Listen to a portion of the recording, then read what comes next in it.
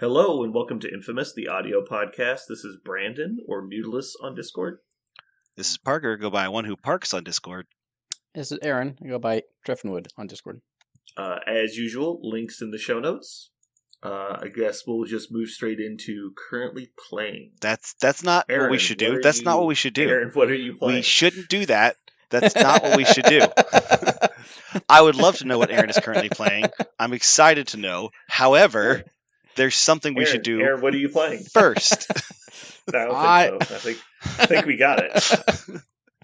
No. You see, the talk about Elsa Bloodstone happened at 9:30, and you weren't here, so I think you missed it. I mean, he did, but I'm willing to rehash it just for Parker's sake. Fine. All right, you've used your one. Give me, Parker. You got your get out of jail free card. I appreciate that, Aaron. I do. So, Parker, what are you excited to talk about? News. We got news. Did we? News. Hey, news! News. So our news today comes in the form of not one, but two characters have been revealed since our last cast. We can talk about each of them. Let's start with the Rocket, Nova. Nova came in at a hot 5 threat. We called it here, right? We were all pretty sure 5 threat is where he should land. I mean, you were reasonably sure he was going to be a 6. It was you possible. Said he could be 6. I'm pretty sure Parker nailed it. Yeah, he did land on 5 eventually, but I could tell he wanted to say 6. He could. If they would have really, went full throttle with his power set, they could have made him a 6 if they wanted to. But they decided to do 5, which is reasonable. What do you guys think about this 5 threat? Pretty shitty. I read his card like twice. I barely remember what he does. It was a lot of energy. My first take was, I feel like he is and maybe somebody has a fresher take than this, but I read him twice to be like, okay, I'm looking for the thing that's really different about him to make him a character that is not just kind of an amalgamation of other characters we've seen before, but he seems like a energy-based, less defensible Juggernaut. Oh, I was going to say he's just a really, lackluster version of Black Bolt. Oh, I was going to say he's just like a souped-up 5-point Ronin. Ronin? He does Judgment, which is the Ronin thing about him.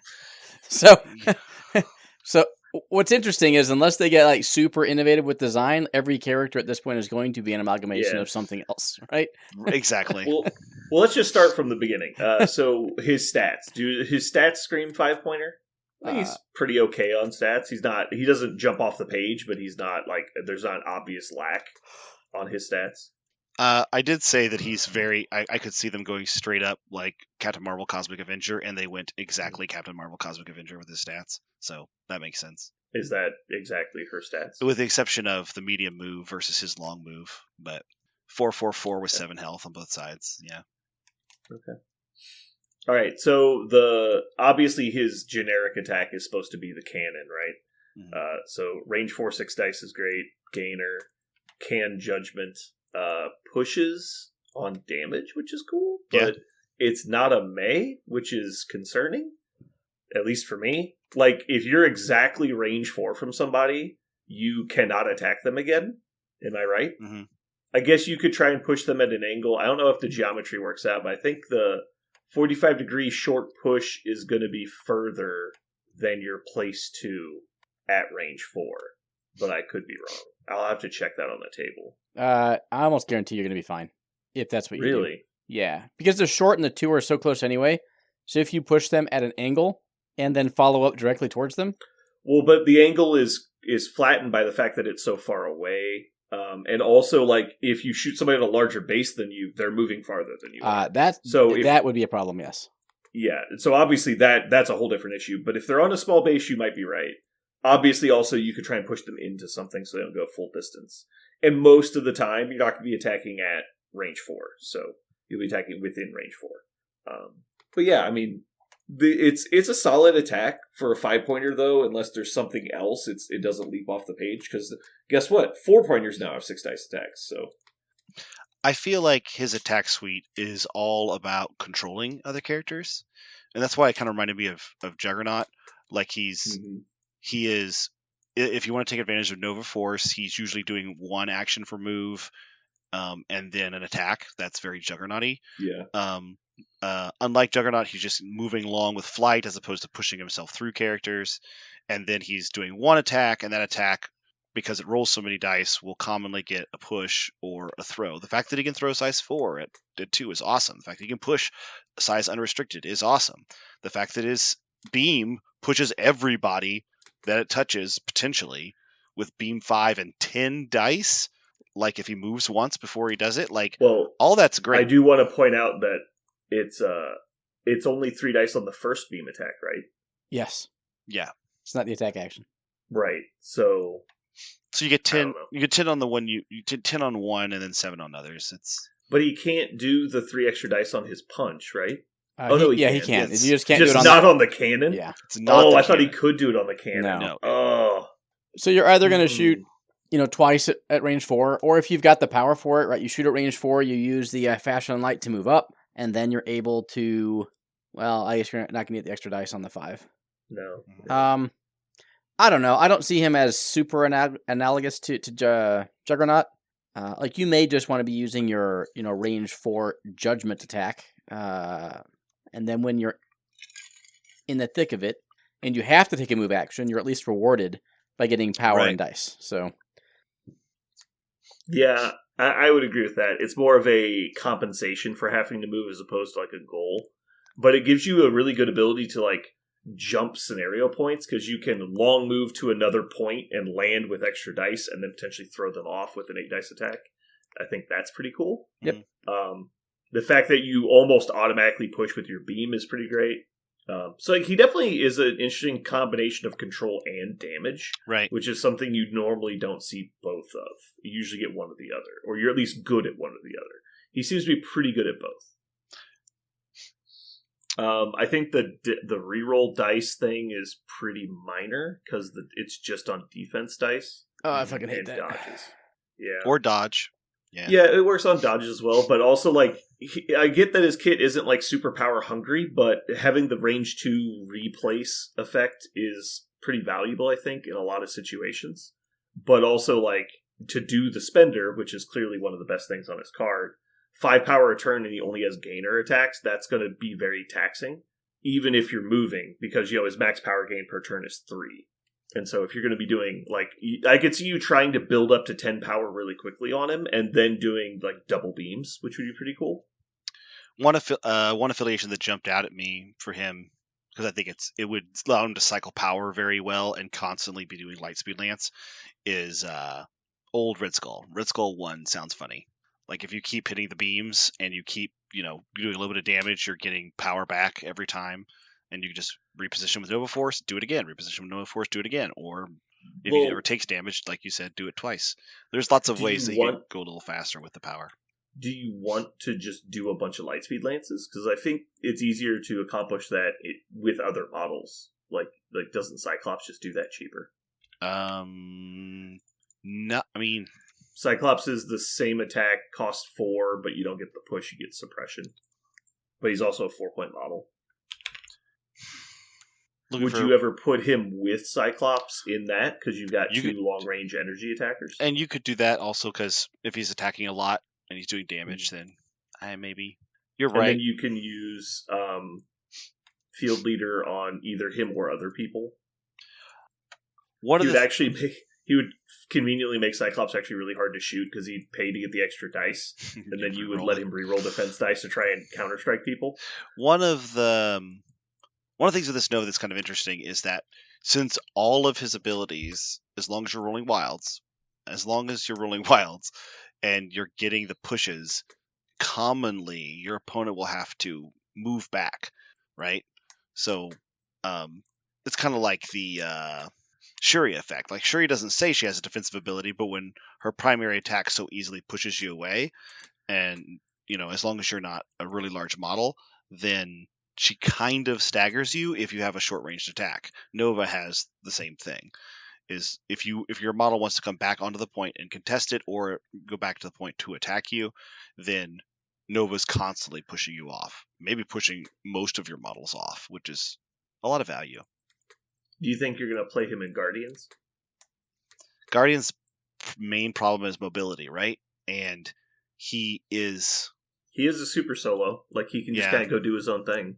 Well, I was also thinking if you're putting winging it tokens on him, then if he's moving, you're getting the equivalent of basically a 9-die builder, or 9-die basic attack that can throw people. Mm-hmm. And so it's just like, it's actually slightly better than putting Juggernaut in your list for that exact reason. He's just not as tough as Juggernaut, obviously. Right.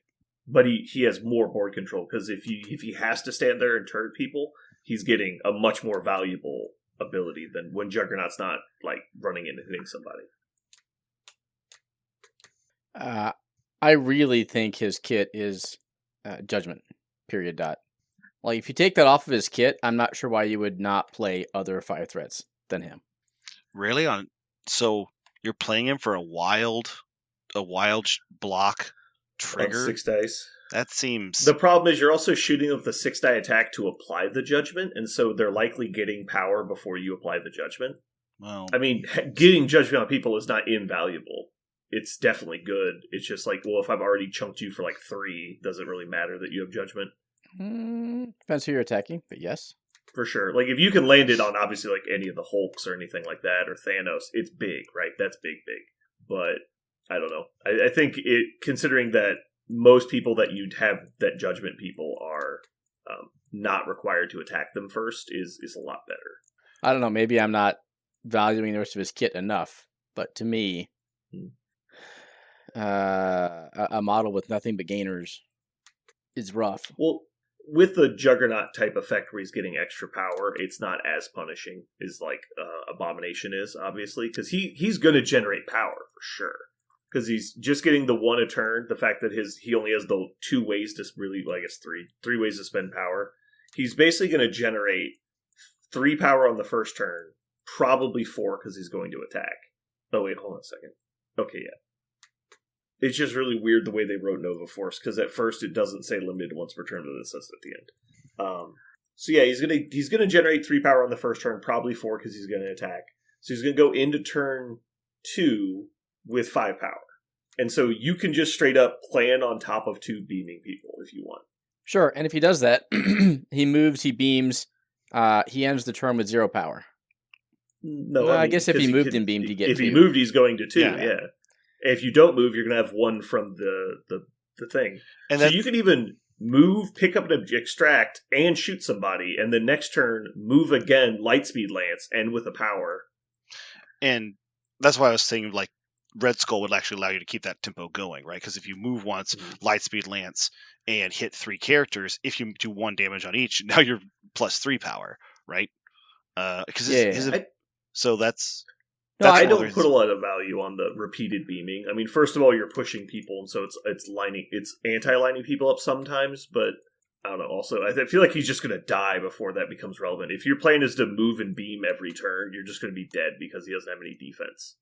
And but you're beaming 5. You don't have to get close to them to do it. Like, you should... Well, sure, but if you're only hitting like 1 person at range 5, you're very safe. But if you're moving in range to beam multiple people, you're probably either A, failing at your attacks, and they're going to attack you back, or you're giving them prio, so they're just going to kill you. Like, they're not going to let him just continue to do that. He's like one of the squishier 5-pointers in the entire game. I don't know, 7 health, and if you're getting wilds, right? If you get no wilds, then yeah, he's just dick in the wind.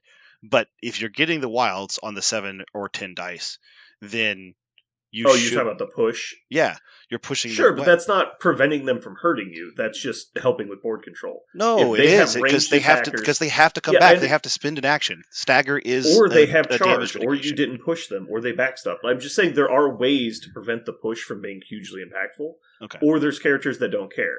If your opponent's whole list can't avoid being controlled, then you're going to win anyway. So it doesn't matter.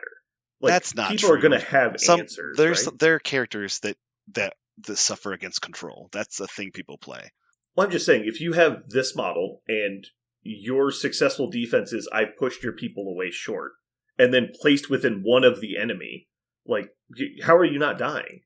Like, you're standing within one of somebody, like, as a bare minimum.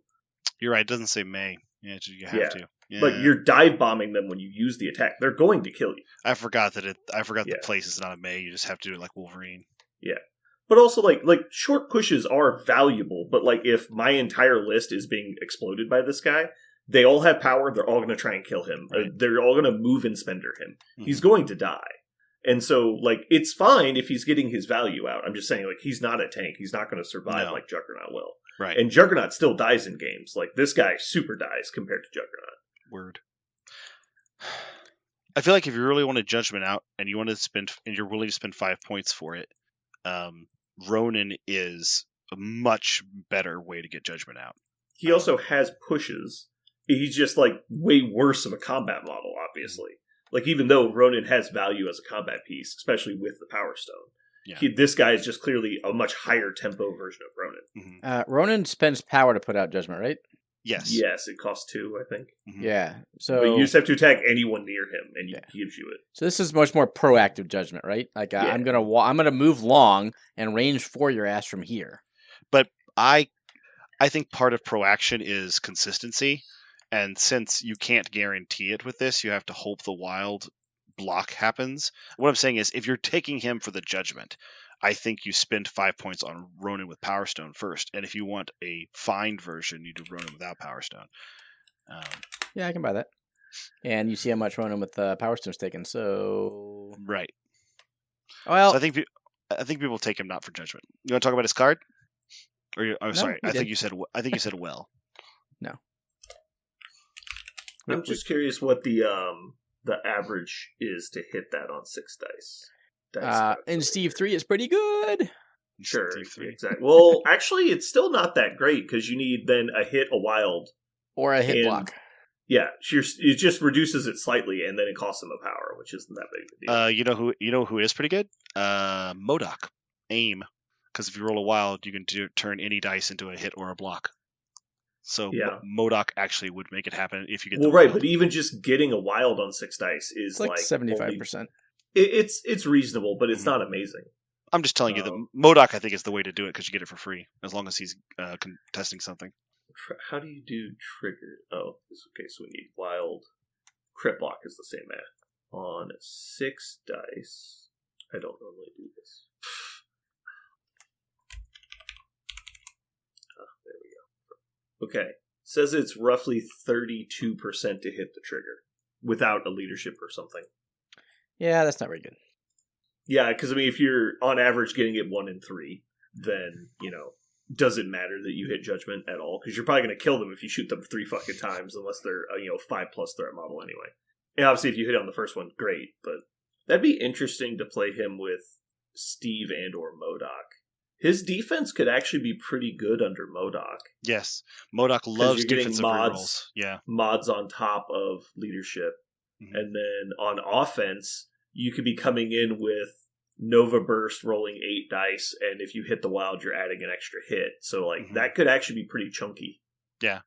I think Modok does... Modok 2 has some absolute leadership play with him. Yeah, I just don't know if he'd be enough juice. Right. But he's certainly not a bad model. Nope. Speaking of good and bad, I want to know what you guys think of Veterans of the Annihilation War. Oh, I read this before. Finally, a card for Gamora. That's not the one with her. Yeah. I read this, and I got, 1, 2, 3, 4, 5, 6 words in, and I basically stopped caring. And then I decided to finish reading it just for today. And then I was like, why did I read that? Mm-hmm. Okay. I have to read it again because I totally forgot what it did. Okay. I think this is one of the better team-up cards they have printed. Yeah, I think it's middle of the pack for team-up cards. I mean, which means it's probably good. This seems playable. What's funny is that... Good. No, I just don't think you would want to play Gamora for this. That's 9 points of characters. Yeah. I would say that it is funny that specifically these two characters actually use these things really well. It's not really a nice to have. It actually pushes the things that they do. So, like, Gamora loves to be able to get extra rerolls in her martial prowess. That sounds awesome. And the ability to turn wilds and hits, to do extra damage with his big, hits. We just talked about him with MODOK doing precisely that. I think that this is not nothing. If you're playing him in Guardians or Steve 3, because either of them could play in Steve 3 reasonably. This is a card. Aaron, I have a question. Mm-hmm. You said it was top tier of team up cards. Like, at what rank would you put it at? Are you saying it's the best team up card? I'd have to go through all the team up cards available.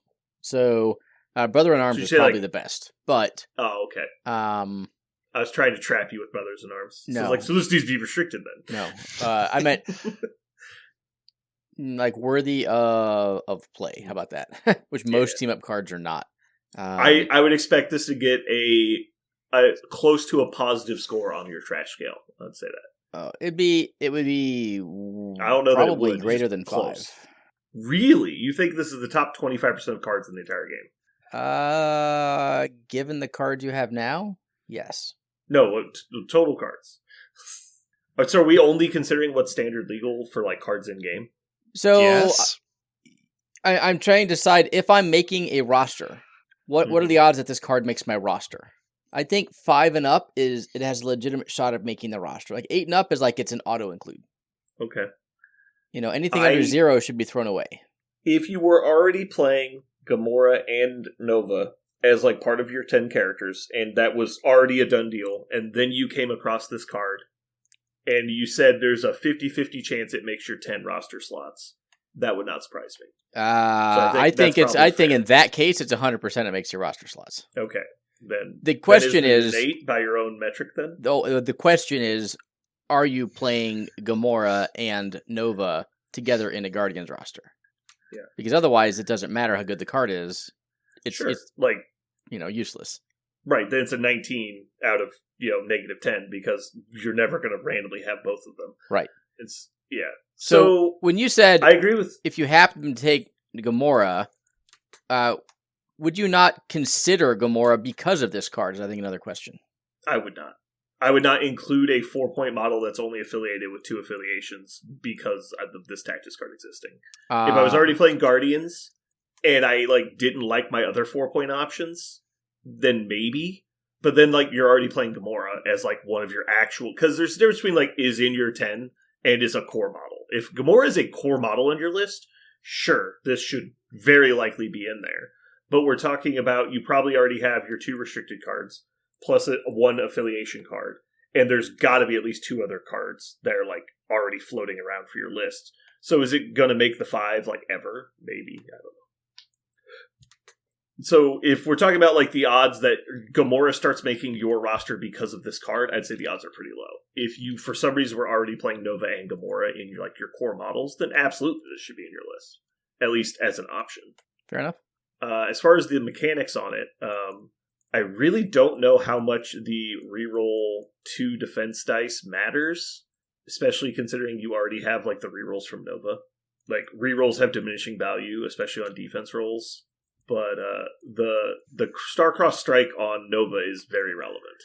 Very relevant. The fact that they don't have to have a proximity to play the card is nice. Mm-hmm. And it doesn't cost power is also nice.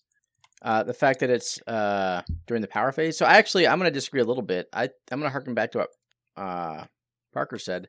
Gamora's martial prowess, giving her extra dice that she then gets to reroll for free, disincentivize people from attacking her, and or actually improves her defenses.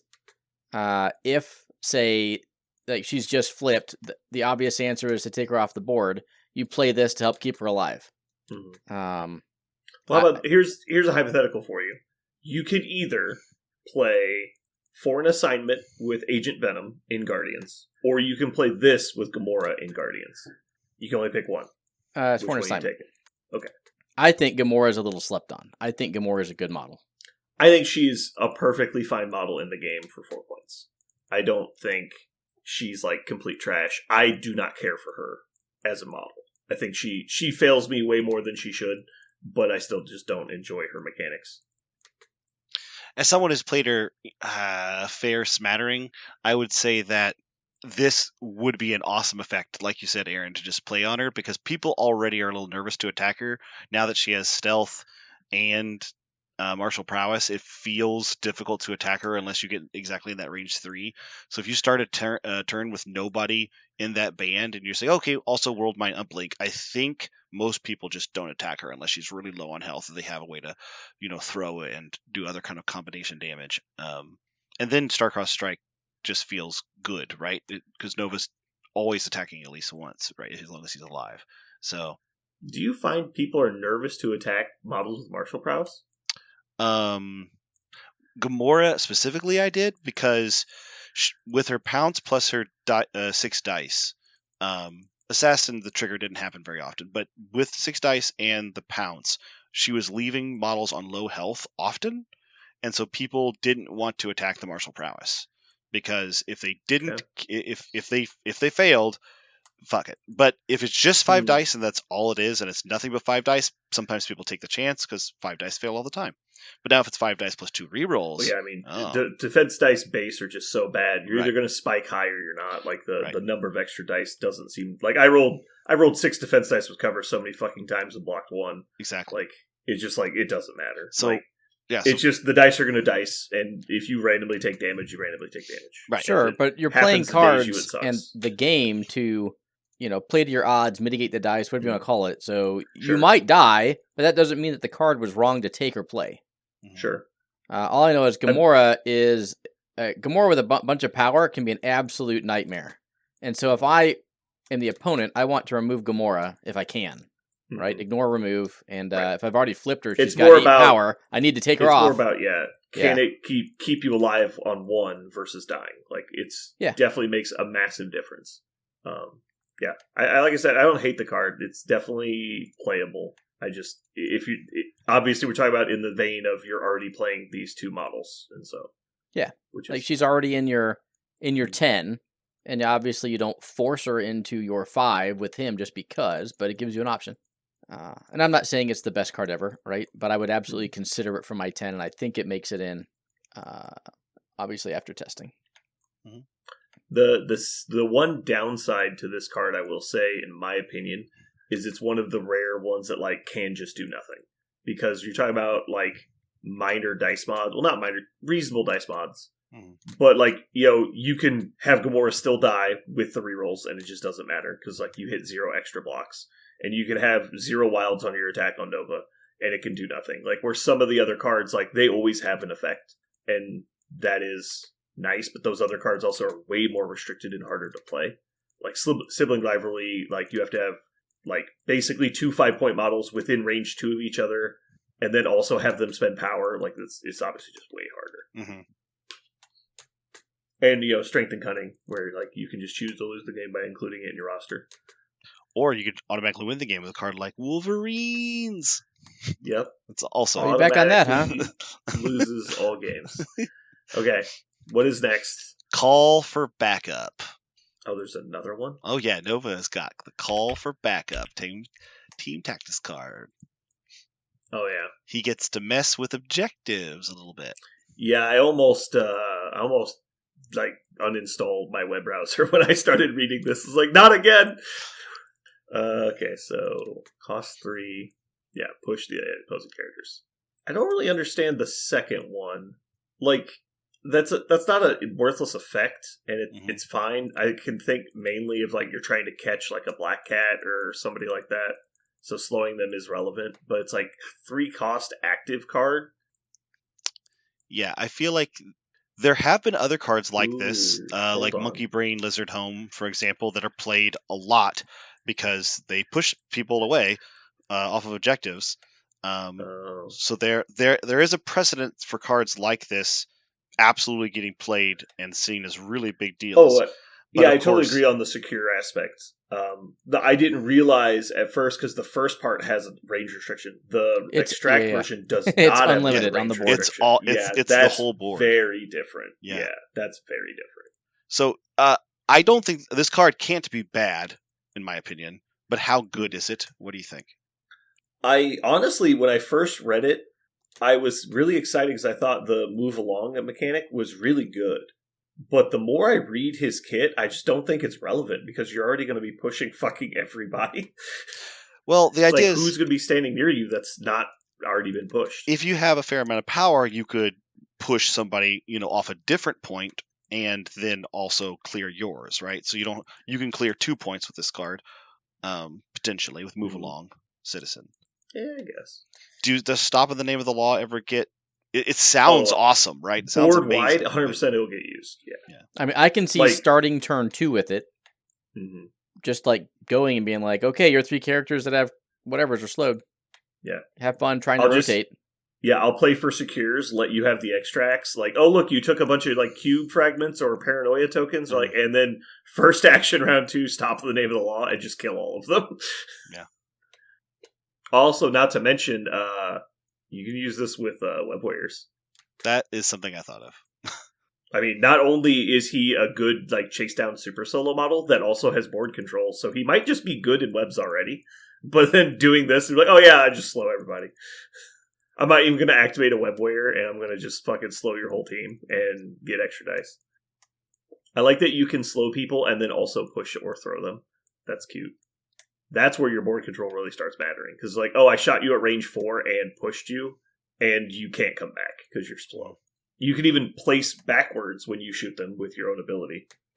And so you can get really far away from people. Aaron, what does this fall on your trash scale? This is like a 6. Okay. I think because it is specifically related to scenario play, you almost have to include it when you take Nova. I question how often the potential impact on the game is going to be realized. It'll be enough that you'll keep coming back to it. It'll keep being in your roster, but it's not going to be in every game. It helped win the game. I don't think anyway. Right. Consider this. Some games it will, but go ahead. I think it's going to be in almost every roster that plays Nova. Every squad that plays Nova. I feel... Here's another way to look at it. Move Along Citizen specifically says Nova may spend 3 to play this card late in the turn and get 1 extra extract. Sorry, 1 extra point, or maybe 2 if it's a Fisk. Yeah, that's what it says. We'll hear about... That's not. I mean, there are other cards that right? You can use it to clear a researcher, but there has to be another secure point under it. Right. If you're playing Demon's Researcher, you're just I'll take 3 points. That's... We're not saying... I understand researcher is restricted and or going away, but I'm just saying as an example. Parker's also not wrong.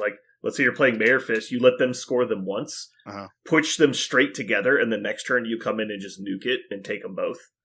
Yeah. So here's a play I see happening is I'm sitting on a Infinity Formula B, right? And then I start my activation, I play this card, clear off the point of all the enemy models, leaving my own person standing there. Then I'll move long forward, do my punch attack, which is going to be an 8 dice throw on a wild, and then I'll place 2 on top of the objective I just cleared off with that throw. And so that's a really dynamic play that he can do. Mm-hmm. But specifically, you need to be going later in the turn, and he's a 5 threat. Mm-hmm. So if your opponent is, playing smaller than you, it might be really hard for him to play this card and then get it, and then they don't just move their last model on top of the place you just played. So I feel like Move Along Citizen is a +1 victory points most of the time, which is probably not enough value. But Stop in the Name of the Law might be immense value depending upon the scenario you're playing. I feel like this is... I think you could be leveraging it for more, but likely it's like a guaranteed victory point. Because I think it's really about leveraging it in a way you can get multiple points where, because like you're saying, clear off your own point for free and then use his board control to clear off a second point. Right. I think that's really where it's going to excel at, because it will... But the logic is he would have already cleared off the other one by himself. It's actually not bad, because you could even do it in reverse, where you start on an objective, punch the guy off, then move onto the other point and clear it with the card.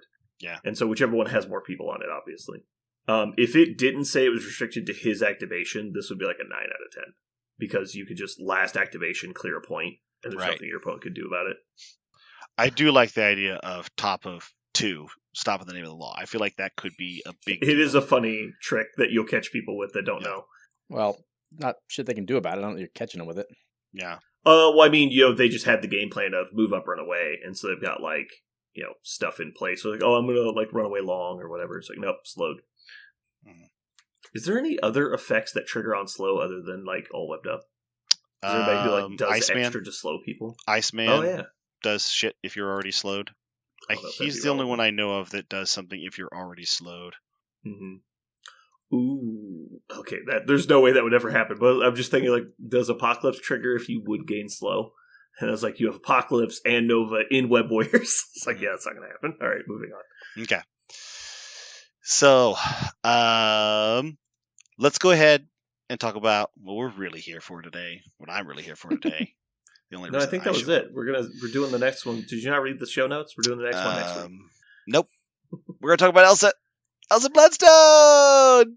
She's right. here. I'm calling your bullshit on this one. Mhm. You said DR2. Okay, so let's go there. Let's go there. You went right off the bat. Let's go there. So for those of listeners who are not in our Discord, my first impression of Elsa is I was very, very disappointed. Well, Not in her rules as a highly playable model. If I were Aaron looking at this model, I would have been very excited because she is a highly playable model. Because Aaron looks at models in terms of the rules they have, their backstory and their name means nothing. For me, though, I love Elsa Bloodstone. I love her so much. And I was very disappointed that I felt like they really missed the mark on her power set. And so I was very frustrated by the lack of a couple things on this card. The way they interpreted her power set, I suppose. Go ahead. All right. I want to say a couple things. Firstly, I thought they nailed it. But that is somebody with no knowledge of the character. So Shut up. That's not. I'm just saying the small things I know about her. Yeah. I think they hit it right on the nose. But you're wrong, and that's fine. No, but I'm right. It's my opinion. I'm entitled to it. And so in Marvel Strike Force, she did a lot of the stuff here where she shot people with guns and then died. Mm-hmm. And then in the Werewolf by Night movie, she was a person that hated things. And so they represent both of those equally here on the card. But then my second point is, I don't think anything would have made you happy. I just wanted to bring that up. I don't think there was a thing they would have put on paper that you would have been okay with.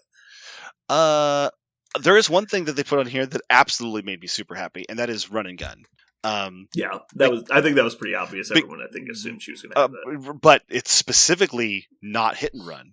It's more than once per turn hit and run, which I think is awesome because she is in every panel in every comic she's ever been in. She is careening backwards through a window or charging or sidestepping while blasting away with those shotguns. Like every panel is her highly mobile, moving around, even though she is a character who's functionally immortal thanks to the bloodstone, and she could just stand there and take it. She is, by her nature, her fighting nature is like very highly mobile.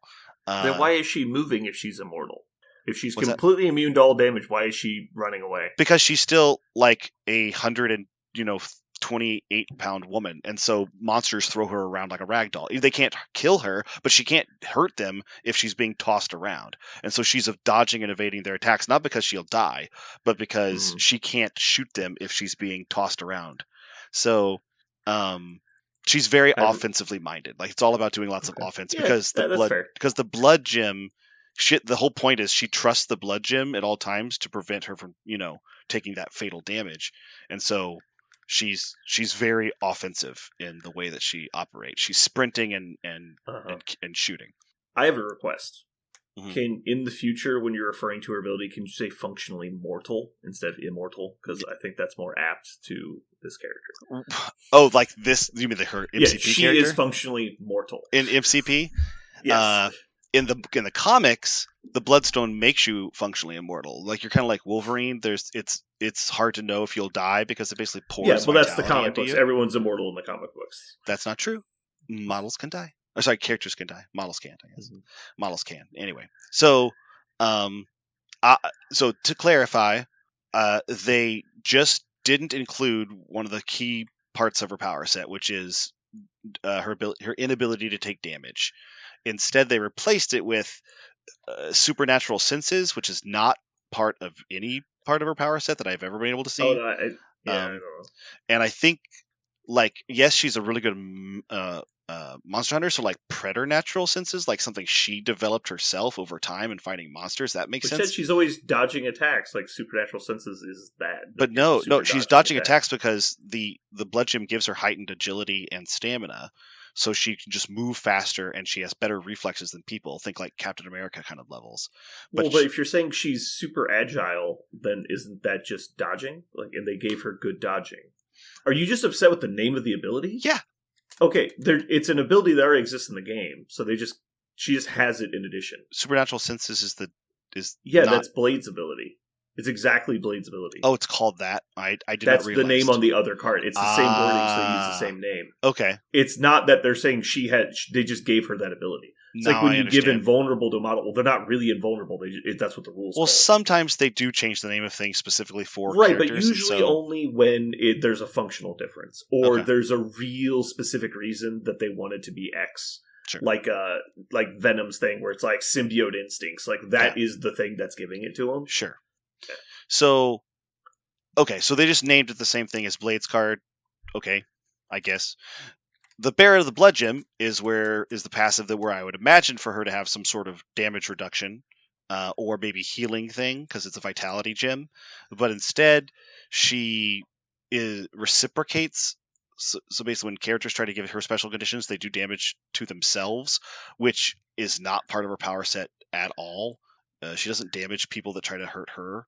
It doesn't. Yeah, we know it's they took a liberty and put something down that wasn't obviously broken. Yeah, because making a model that can't take damage would have been bad for the game part. No, I don't need can't take damage. I just like Luke Cage also is supposed to doesn't take damage and doesn't age very fast, so he gets DR1.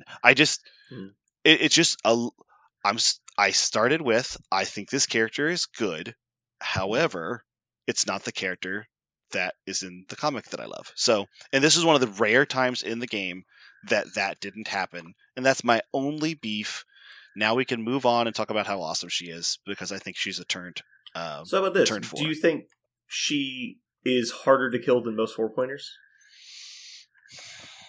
I'm thinking about most. Well, just flatly, she is harder to kill than Logan's or Wolverine straight up. Like, it is more likely that Wolverine just gets picked up off the table than she does, because she has better defensive stuff than he does. Now, he has healing factor, which is a completely different conversation, right? Mm-hmm. Because if he manages to survive, he is better off. But just straight up needing to survive this turn, she's better. I think, in the way I intend to play her, I don't. Somebody's going to have to try really hard to kill her. Between range 4 and range 3 attacks and run and gun twice, I don't think she should ever be in a position to die while she's doing her thing all the time. So that's the reason why I think she's highly survivable. And when they do get to her, she gets supernatural senses. But I think in most cases, she's not taking a lot of attacks because she's just leaving before she takes them. Well, I mean, you do want to stand in range, or else she's only attacking once around. Like, if you completely retreat, then why would they walk into gun range? But range 4 is uncommon. It's not perfectly common. Yeah, I mean, it is. Yeah, only range models have it. Like, it's not like everyone has a range 4 for sure. Right. Anyway, let's talk about the model. I think, despite your hopes that she was going to be completely invulnerable, I think she is, like you said, she has pretty good stats. I do think she's a little low on the overall damage side. But that's because, like, when you just straight compare her to, like, one of the older Midnight Suns models, the other leader, Blade, who has almost exactly the same stat line as her. In fact, it's literally the same stat line. It's just, different special rules. I think she's a little lower on the damage side, but obviously she's got range, he doesn't. She's got action economy, he doesn't. And so there's a huge bonus there, obviously. I think the ability to give out slow and incinerate, which are two amazing effects on her basic attack, is awesome. We'll talk about her leadership in a second, but the fact that she can, in one attack, give out 3 premium effects is great. Sure. I personally, I've really softened on Incinerate because there's so much Incinerate out there right now that like adding more Incinerate models doesn't really help your list. But I totally agree that both of these are good effects. If you're going to give out effects, these were good ones to pick. Also, I don't know about you, but I don't know that many 4-cost characters that can spend 4 power and do 9 dice spenders. That seems good. It's fine. Yeah. It's definitely like above average, I would say. Yeah. But A very unique and potentially do nothing while the trigger, but maybe really good. Right, no, that's the fact that we're getting more and more like bypass abilities on your card things is it's not a game mechanic I appreciate. I really don't like when if something is so powerful that you need direct counters for it, you probably should tone down that mechanic, but it's just something we're seeing a lot more of nowadays. I like the ability to tailor your 5 to your opponent, right? So maybe if I play into Elsa, I don't bring Logan. Well, he didn't DR, never mind. Pick What a do you DR mean model. by tailor your 5? You mean change your squad? Yeah. Oh, okay. Okay, well, I guess let's talk about the leadership, since Aaron just hit on it. I think this is the best thing about her by far. Yeah, concur. It feels awesome. I know Parker thinks she's a great 4-pointer that is pushed. I disagree. I think she is a solid 4-pointer. I hate to say this, but I agree with Brandon. It's painful, but you gotta do it. I know. Sometimes, Parker, you fucking make me deal with the devil. You don't want to fucking sound like a complete psychopath. Like, I want my model to be invulnerable to damage. I feel I hear the words coming out of your mouth, and I know you're trying. I'm only going to do it like 2 or 3 more times. I think it's really fantastic how far away they just fall down to the ground, never actually reaching my mouth. I think the fact that you're still talking about it means they're not doing that. I do want to talk about some cool combos with the Midnight Suns Legion of Monsters. Yeah, let's talk about leadership. I really want to play the Root special.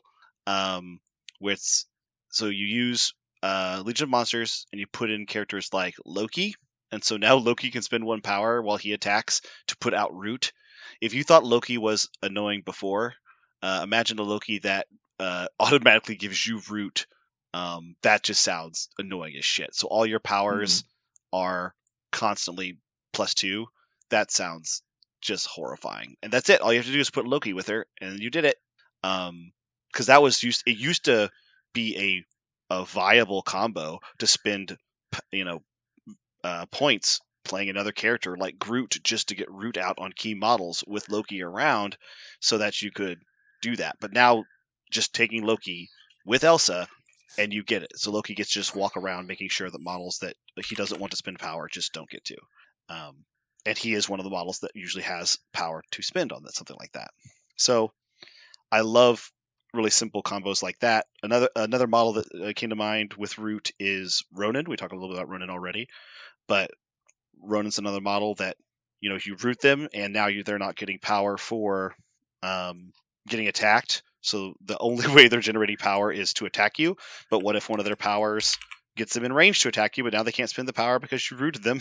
It could be a very choking effect. I think Horrify is really good in combination with all of the taxing models in the game.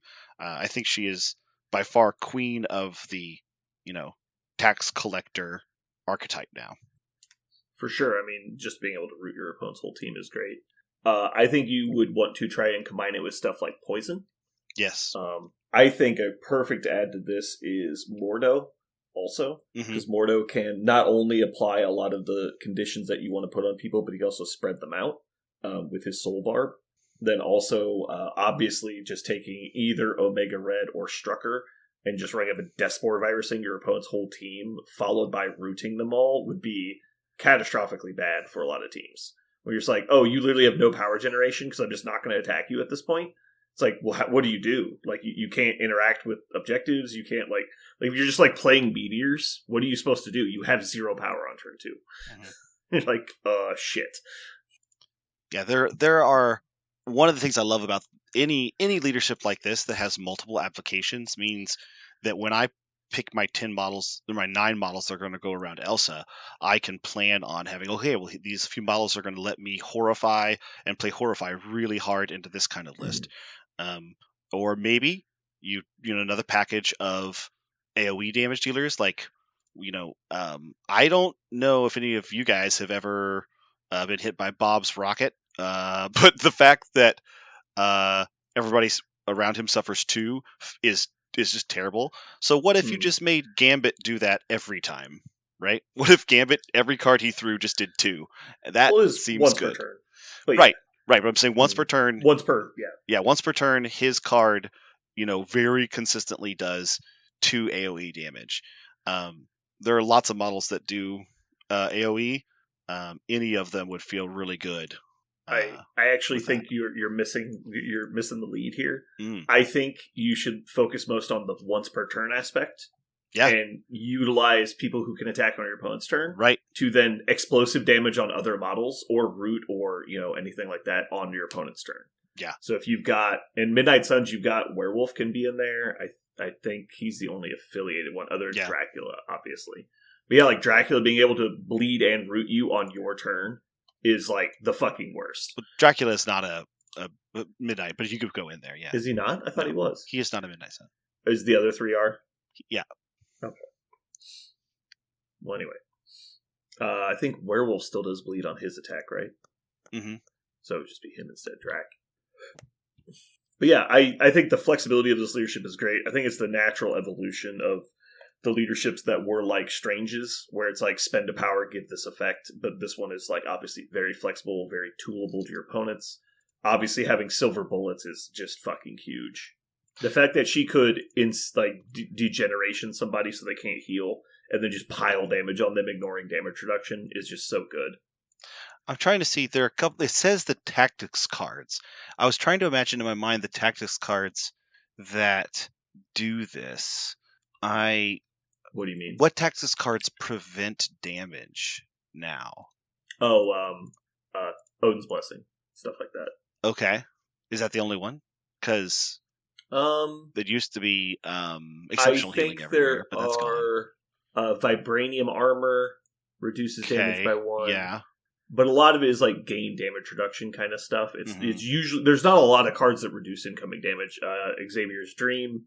There you go. There's a few. Okay, yeah. And they're all premium cards, right? Because they're really good effects, so. No, yeah, people were talking about Namor for weeks just on that mechanic alone. Like right. It's a really strong mechanic. Mm-hmm. Do you feel like, because it costs 1 to use it, do you feel like you need to take characters that are going to be able to spend power for the effect? Yeah. I was thinking about characters that like to spend down to 1 or 0 to do all their effects seem like they're going to have a hard time paying the tax if you're trying to really stack it up. If you just think about let's say 3 turns of the game, I'm going to be using this. Like that eats into their mid-game power a lot.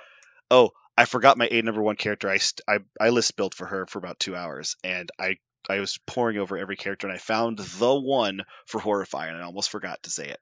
I think it's actually Mystique.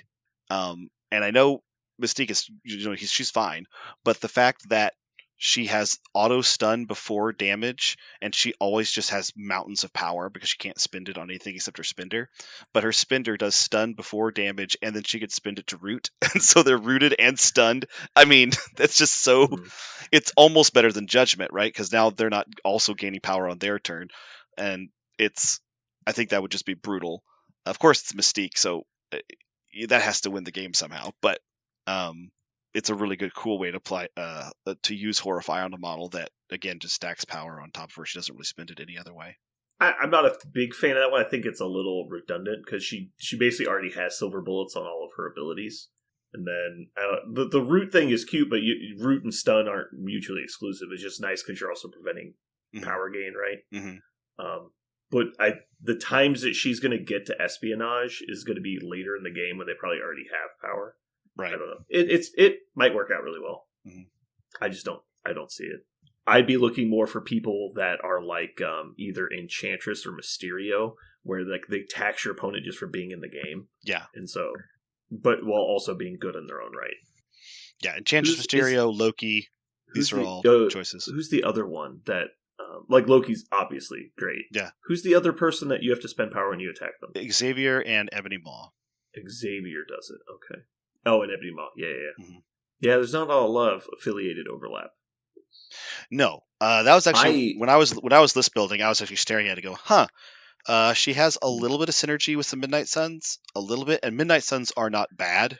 They have some really premium models, but not her kit, or rather her leadership doesn't scream, combos with Midnight Suns. Yeah, it's just, I love that it's so flexible. Like, because you're gonna have situations where, because like when we used to talk about this stuff, it's like Sin would come out and we'd be like, all right, well, how do you take advantage of this leadership? It's so one dimensional that it's just like once you find the models, like that's it. Like this. Mm-hmm. You could just bring an all-comers list and find good uses for leadership during the game. Mm-hmm. Or you could build, like you were talking about, your death and taxes list, where it's like, I'm trying to tax you the entire game.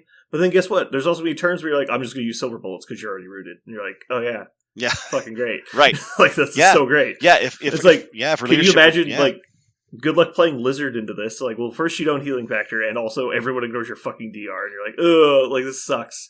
You're not wrong. The fact that you can root first, and then you still have something to do with your leadership, right? There's so many one-dimensional leaderships that do that one thing. But and you're like, well, it is taxing and power. It's like, well, I don't need it right here. I'm just not going to use it. Like, okay, sure.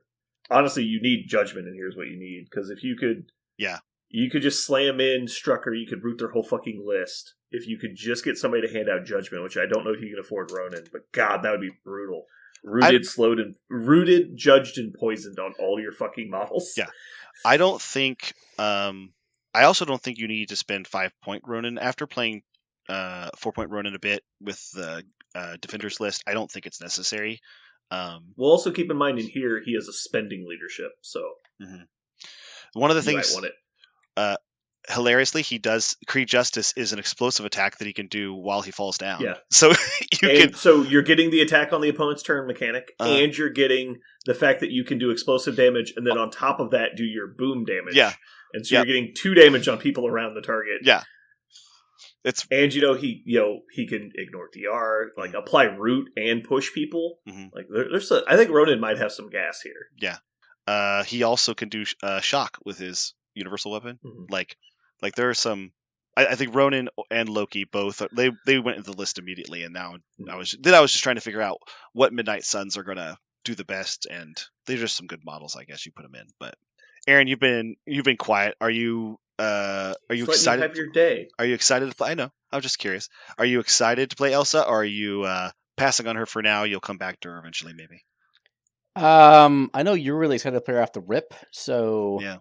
I don't know if I want to step on your toes or let you have your time in the sun, but I am like a 3/8 stock in my desire to play Elsa.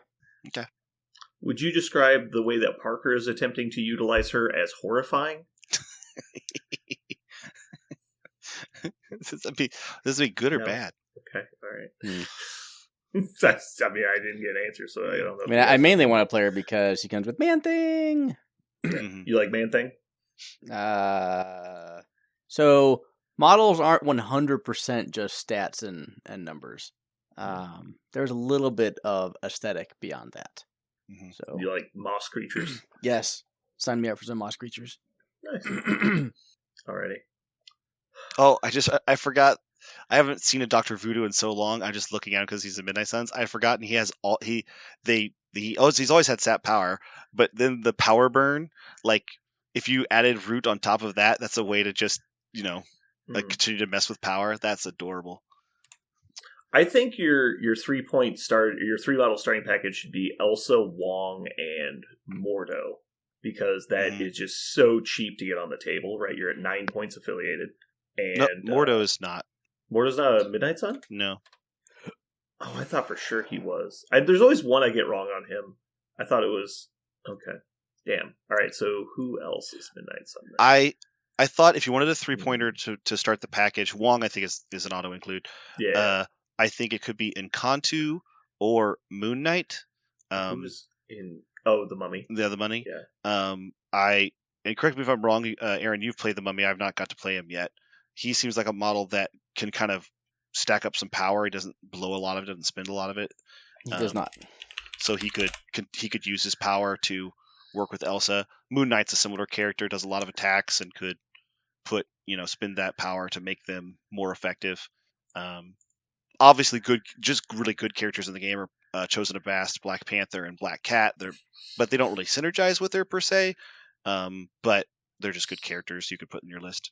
I'm sitting here looking at MCPDB going, why the fuck is Proximo Midnight a Midnight Sun? And then I realized that what I had done. Da-da-da-da-da-da. It was Did you get it? quite entertaining. Did you get it? I got it. Yeah. It took me as I was like, I swear to God, she's not.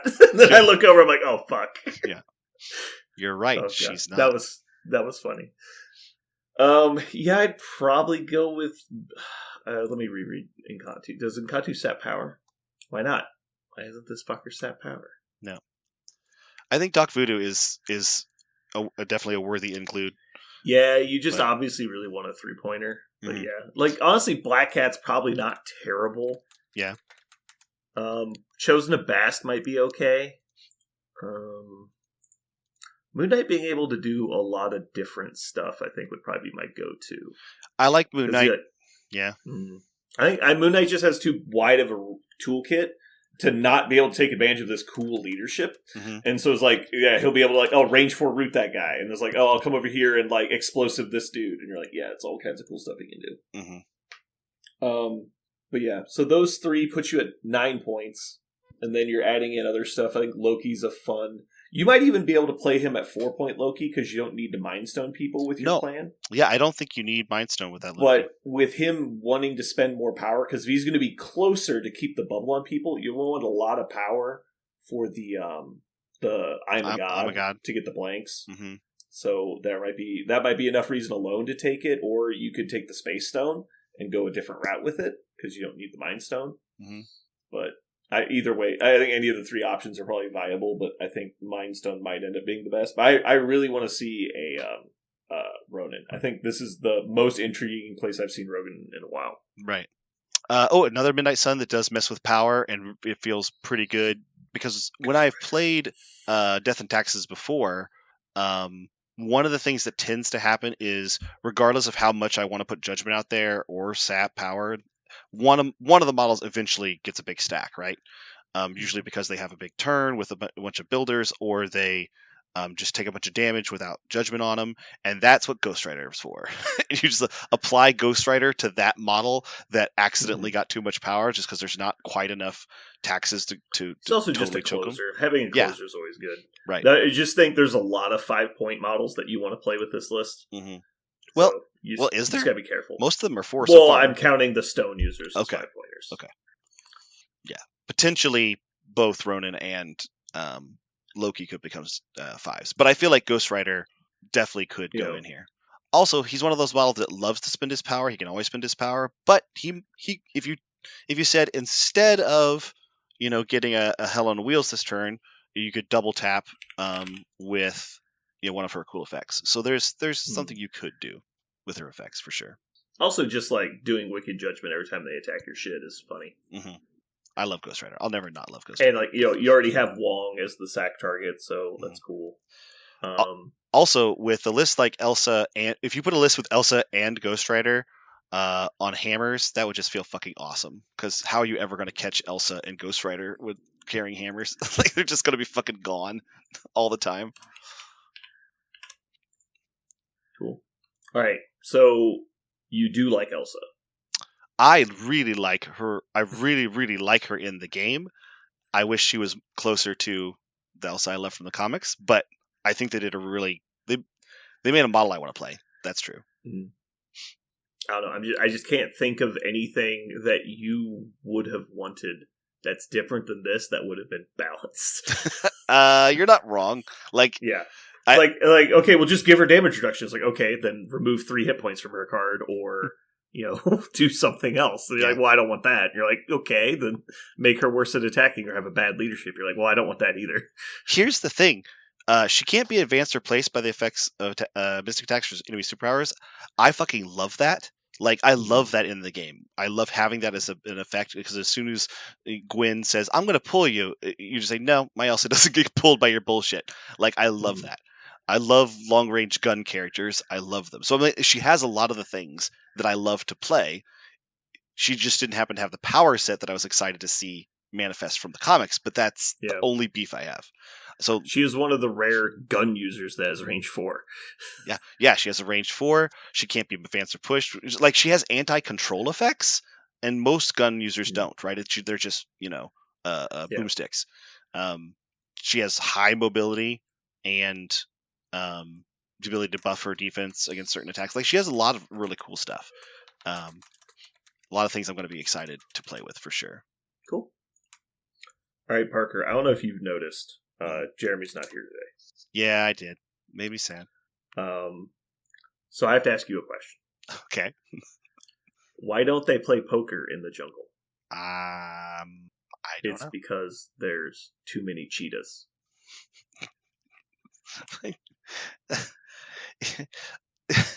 Did they not say poker in the savannah because they thought it would be too obvious? Because they don't really live in the jungle. Some of them do. I guess they live jungle adjacent. That's just fun. Okay. I couldn't enjoy it because I'm the zoologist in me didn't appreciate the inaccuracy. But well, where do panthers live, Parker? They don't. Is there such a thing? I don't think there is. But where are the animals people refer to as panthers live? Oh, in the jungle, correct? Yes. Yeah, because they're actually just like jaguars and cheetahs. So it's reverse albinoism. Anyway, we're moving on. Oh, I'm trying so hard not to. Please move on. Move on fast before I. Yeah, I'm not gonna go in. Go. That was it. Oh, I thought maybe you have another joke. I thought. No, I mean I can tell you another one. Okay, I want another one. That's what I wanted because I felt like the first one. Another one? Yeah, I feel like the first one was a ball. I want to strike. I wanted to zing right past me. Why don't you do a comic corner for us? Then I'll give you a dad joke. Ooh, comic corner. Okay. So today, I would like to preload something that's coming up very soon for us. The War of Kings. The War of Kings is we don't know a whole lot about it. It's going to be wrapped up with Gladiator and maybe some tactics cards and missions. We're not exactly positive what's happening, but I can tell you about the War of Kings series in the Marvel Universe. So the War of Kings came out in 2009, and it was written by Andy Landing and Dan Abnett. And if you heard Dan Abnett's name before, it's because he is responsible for the primary cosmic portion of the Marvel Universe that was kind of being set up in the early 2000s. He's also the one primarily responsible for what we think of when you say the word Guardians of the Galaxy. He was the author of that image, along with some others that contributed for sure. But he was the primary mover and shaker of that. Who was? What author? Dan Abnett. Is that the same Dan Abnett that I'm thinking of? Oh, what are you thinking of? Well, he's hugely famous for writing 40K novels as well. If it's the same guy. I have never connected that. I have Dan Abnett's autographed. Maybe they're the same person. I've only known him from comic books. I didn't know that he'd done anything. That would be crazy to me if you just had no idea. They have to be different people. Well, now you got me interested. I'm checking, yeah. Judge Dredd, Avatar, Doctor Who, X-Men, Punisher, okay. Knights of Pendragon, Guardians of the Galaxy, yeah, okay, it's the same guy. Yeah, but he also wrote hands down the most famous 40K writer. Yeah, but I don't. Okay, is it the same guy? Comic books. Yeah, Daniel P. Abnett. Okay. Comic book writer and novelist. There you go. So, he is, like I said, primarily responsible for what we consider like the cosmic side of the modern Marvel universe. Now, since he has been participating less in the Marvel universe and more presumably in 40K stuff, and since then other writers have taken over it and kind of put their own mark on it. So you could see what we call the modern cosmic universe has some other influences, but one of the big seminal events in the Marvel Universe cosmic side is the War of the Kings. And it was a huge culmination of months and months and months of different sub-stories that were running underneath the Marvel Universe. I'm going to make a very long story short. Vulcan, who is the brother of Cyclops and Havoc, is incredibly deranged. He also is incredibly powerful for a mutant, mega level, energy manipulator. He decides to get revenge for what the Shi'ar Empire did to himself and his family. He takes it over. He's like, I'm not going to bring this thing down. I'm going to make it mine. And so he takes over the entire Shi'ar Empire and basically turns it into a fascist state and deposes Empress Lilandra and takes it over. At the same time, the Kree decide to reconcile with their cousins, the Inhumans, on Earth. And part of this reconciliation is that Black Bolt promises his cousin Crystal to marry Ronan the Accuser. And so they're basically going to do functionally a royal wedding to link the two and give control of the Kree Empire functionally over to Black Bolt with this marriage. And so at this moment, or at this time, is when Vulcan decides to launch his full-scale assault on the Kree and therefore Black Bolt. And so the War of Kings is between the two kings of the Kree, one Kree of the Empire, Kree Empire and Inhumans, Black Bolt versus Vulcan and the Shi'ar. It is just a big, sweeping, galactic conflict that goes back and forth in huge waves, and also revolves around some smaller stories between specifically Crystal and Ronan and how they're reconciling this marriage.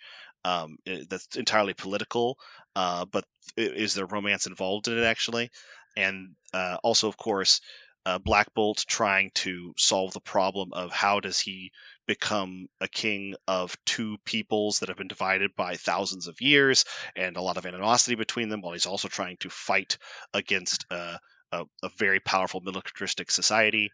And then Vulcan, who is insanely deranged fascist despot, who has a people that are willing to serve him, but specifically his Imperial Guard, led by Gladiator, who we're about to have a character card for and a model in the game, has started to have doubts that he can serve this new emperor because of his ideals and how batshit crazy he is. So, War of Kings is a really fun read because of all these plots and subplots and royal intrigue and galaxy spanning duels between these two titanic characters. Really fun to read if you like cosmic stuff. Dan Abnett is really good at writing big cosmic wars. And so he's really well known for like sci-fi stuff. Yeah. And so he does a really good job. Really good job of it. So if you want to find out what the War of Kings was all about before you play it or see what's going on, I recommend it. It's a good read. Cool. Very nice. Aaron, you must. Really worried Aaron will lose his mind if he hears this. Just remember you asked for this, Parker. What? What do you call an alligator wearing a vest? Oh, what? An investigator.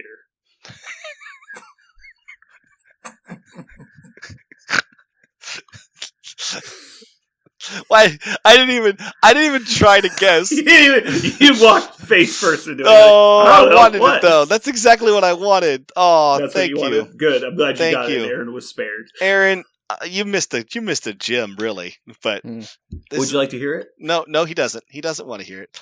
But you missed a gem, but he doesn't want to hear it. No, he doesn't want to hear it. I know he doesn't, but it's that makes my heart happy. I appreciate that. Thank you, Aaron. Do you want to hear it? No. Okay, good. All right. Well, thanks for tuning in, everybody. I apologize for the second dad joke. This has been Brandon. And Parker. And Aaron. And you've just listened to Parker Plays Marvel Rivals.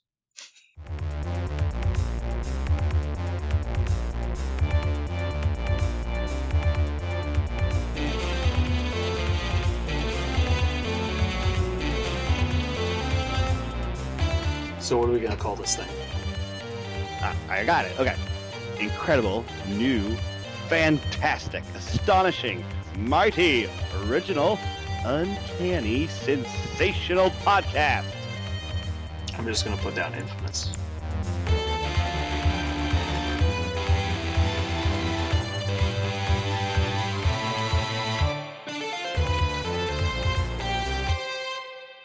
And we did it. Yee boy. Team effort. I'm so excited. I have a what I think is a very important question. Parker, why did you bail on us for Marvel Rivals? Because that game is the fucking tits. Is why. And I was playing with my brother and my friends from back in college. We were playing together, and that game has brought us back together, and I love it, and we all love it. If you've anybody who's listening right now, if you like hero shooters, it's not just hype. It's a very, very good one.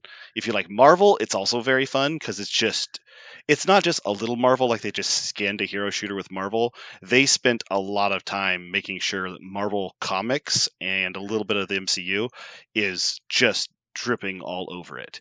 Like it's really, really, it's incredibly, incredibly fun. I was very, very surprised how comic book meta they really went with everything.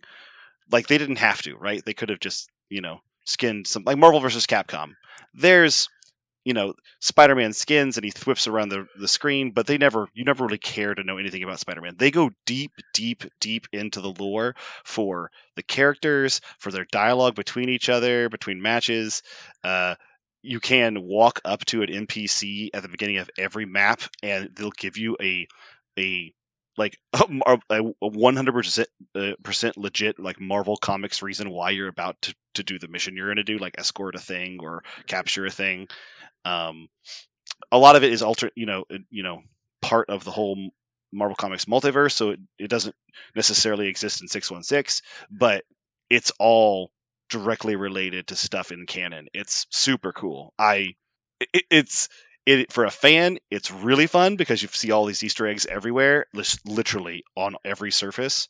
But if you just like hero shooters, it's a blast. My friends from college, because it's just an Overwatch clone, right? I have seen some people say, yeah, it's just an Overwatch clone, and if you want to just leave it at that, that's fine. I've seen now some Overwatch streamers say it doesn't feel like an Overwatch clone. It's executed a little bit differently according to them. It's very similar to Overwatch. I mean, it's like Dota and League are very different games, but they're the same genre. Yeah. Yes. It's most similar by far to Overwatch than anything else. Like, it's a different game, so it's going to feel a little bit different. Right. It's like Diablo and Path of Exile are not the same game, but they're the same game. Yes, that is a good analogy. They are not the same game. They are the same game. Yeah. They're very, very similar to one another. Having played, I have not played a lot of Overwatch 2. I have played a lot of Overwatch 1.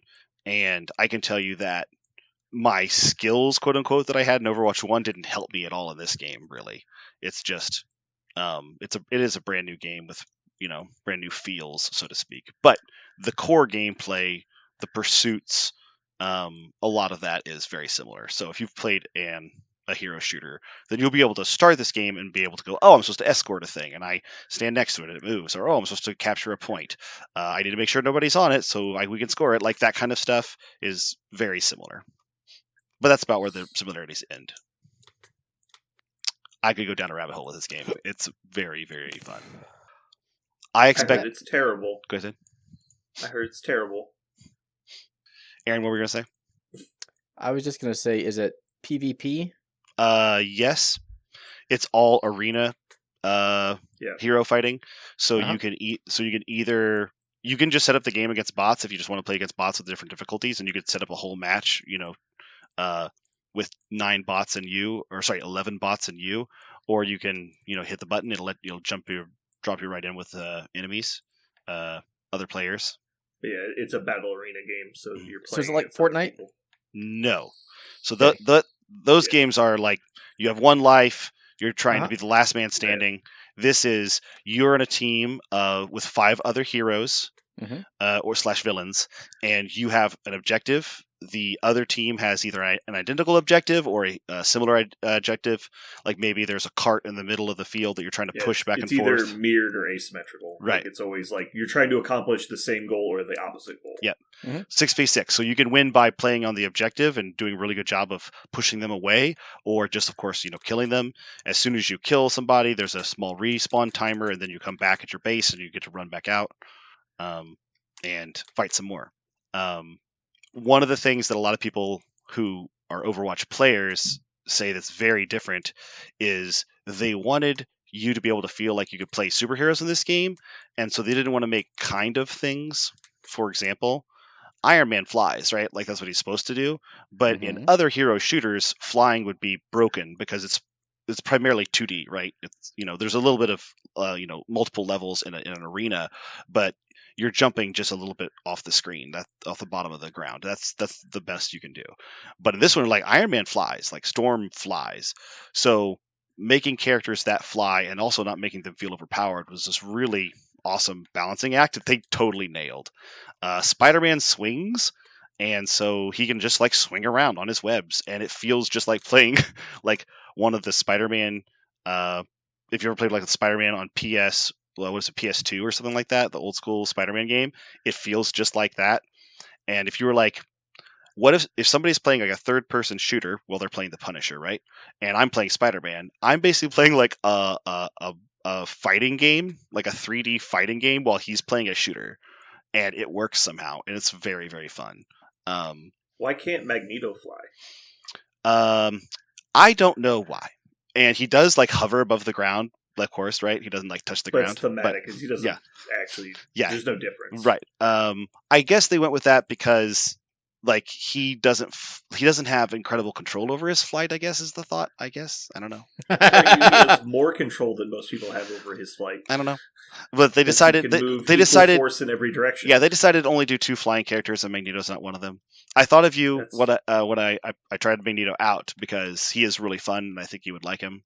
I think I actually like his kit. I don't like how it was implemented. Okay. I think it's okay. Yeah. I downloaded it. I played against bots for a minute. Oh, okay. It was, I don't know. His kit's just very clunky. Mm-hmm. It feels like he's a support character that kind of throws damage at people, but I assume that the damage he deals is pretty minor. Yeah, he's primarily a tank, so he's absorbing and preventing damage, right? Force fields and stuff. Yeah. But one of the cool things about the game is they decided to do hero combos. So if you pick 2 heroes that complement each other for some reason, or like power blend, or synergize. The fact that they didn't call it a team up is just wrong, but okay. It is. It's called a team up. Oh. So Parker's summarizing by making it more complex. You called it synergize or power blend. Well, it's because if I said team up, you would go, "Oh, you mean like they hold hands or something?" Like, no, they don't. It's not. But he was not going to do that. For example, like at the team, he just assumed all the I was characters, dumb. I got it. All the characters always team up. But the team up special rule is if you put 2 characters together that their powers complement each other somehow, they will get cool benefits. For example, if you're playing Magneto, he always uses he turns metal spheres, right? And he throws like metal spheres. Unless Scarlet Witch is with you, and if Scarlet Witch is with you, she like hexes the sphere and it turns into like weapons, and he does a lot more damage, but his attacks become more close range. So you can like change the way characters are playing based upon the way other characters are playing. Makes fun combos. Magneto specifically is considered to be pretty strong, and then if you're playing with Scarlet Witch, he becomes very strong and much more threatening. So cool things like that. I really like the game so far. I feel like I have been played it for only about like 7 or 8 hours, but I haven't even begun to like get to the bottom. I'm just in the shallow end of everything. What is the monetization? Cosmetics only. Free buy skins. Yeah, it is a totally free game. If you'd like to buy skins, you can buy skins. Sure. The skins are actually kind of cool from what I saw because it can like completely change the aesthetic of your character. So like, for example, if you're playing Spider-Man, there's like a Spider-Punk costume, which is technically a completely different character. They're just both spider people. And so you can do stuff like that. Who do you play, Parker, and why is it Spider-Man? I have tried Spider-Man. He is one of the most difficult characters to play in the game. So I haven't devoted the time necessarily to master him even close. But the character I played the most is definitely like a beginning level character. Moon Knight. I played Moon Knight a lot. His shtick in the game is he throws his moon shuriken things, and they bounce off of characters. And so a lot of the game is objective based, and so characters will tend to bunch up to get around the healing characters and tank characters. And so he takes advantage when the opponent is bunched up. Of course, his weakness is then if you just like run at him with a single character that does good single target damage, he just dies, folds. Also, he really struggles against flyers. So there's a bit of a rock paper scissors to the game. But if you allow Moon Knight to stand there and throw shurikens into your group, you will just take way too much damage, and your healers can't keep up. It's super fun. So part of being a good Moon Knight player is like knowing when to go in and knowing when to leave, and you just running away from 1v1s and looking for groups to prey on. It's a blast. Cool. I recommend it to anybody who wants to try a hero shooter, and that if you also like Marvel, it's super duper fun. You keep saying hero shooter. Is that what the genre is called? Yes, typically. Okay. So it's a genre of 2 games right now? No, I think there's more hero shooters. Like the original one was, crap. What was the name of it? TFT. Yeah, Team Fortress. Is that the name of it? Yeah. Like Team Fortress was one of the original ones. Battleborn. Like there's a couple of them.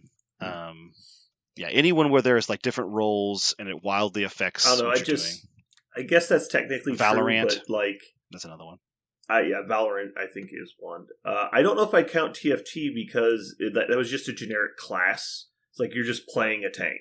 You're not playing like this guy who is a tank. And so the fact that you're playing like a specific character that has completely different abilities than other people, like you could be playing Warthog or Reinhardt from Overwatch, and they're completely different characters. Right. They just both fill the tank role.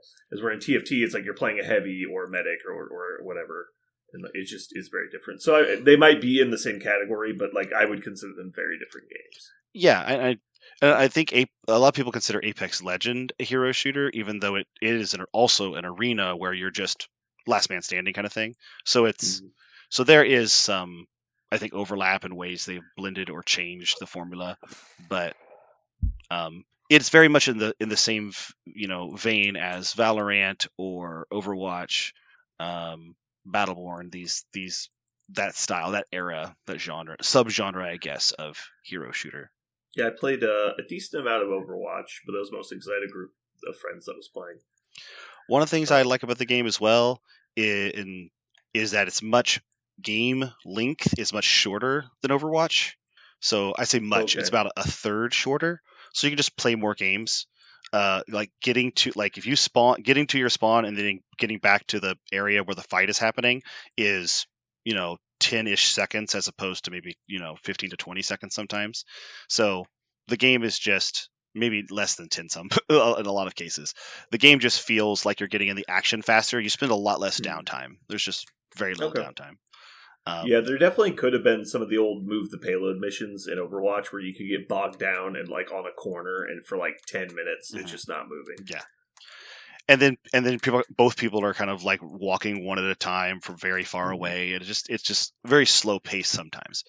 Yeah, this game does not feel like that. It's much more the word is not frantic. They did a good job of making it not feel frantic, but it definitely keeps me excited all the time, and I don't feel like when I die, I don't feel like I'm not going to get to play the game for a while because I have to wait for a cooldown timer and then running all the way back to the action, or when the game's already lost.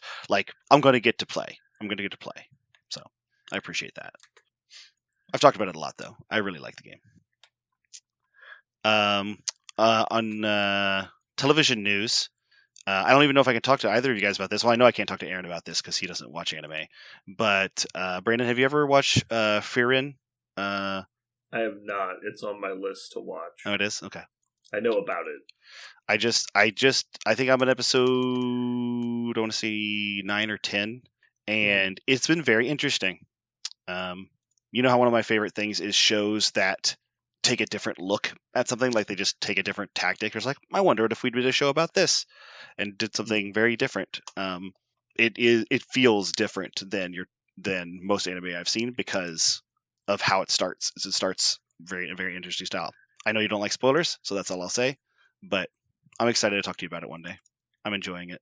I've watched a decent amount of Walking Dead. I am well past where I originally watched 2, which I think was like beginning of season 7 originally. And so now I'm like halfway through season 10, maybe most of the way through season 10. But it's mostly just on in the background while I'm doing printing stuff. I very much like where they went with the later seasons, because season 8 was kind of like a resolution season. Unless I'm getting the number right, it might have been season 7. But they started doing some time skipping and really like, because I think the first, I want to say 6 seasons takes place within like the first 2.5, 3 years of like the apocalypse. And then like the later seasons, like season 9, I think happens over 5 years.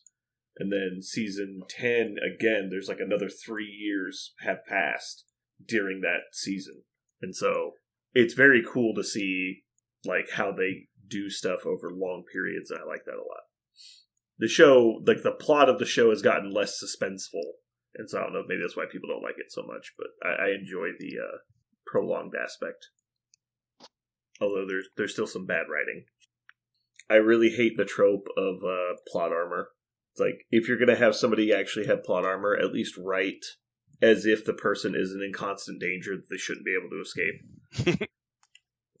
Like, don't make it obvious, basically. Like, there's it really drives me nuts with villains, because I get that heroes have to live and you want the show to be suspenseful, so you have to write dangerous situations for them. I can understand that. But you put a villain in a situation for no reason other than you decided to create it and put it on screen for some reason, and then just write an obvious escape for them that makes no sense. And you're like, okay, whatever. Like, here's an example. It's like, bad guy walking down a road, right? Everyone wants to kill this person. Everyone hates them. They set an ambush for him. 12 people jump out and surround him. Most of them have guns or throwing implements. Person sees that they're completely surrounded and just runs for it. Nobody pursues. They shoot one bullet shot at him and he disappears into the woods. And you're like, what? Yeah. Like, why did you write this scene? Mm-hmm. Like, just don't write that scene. What are you doing? And so I find that incredibly frustrating.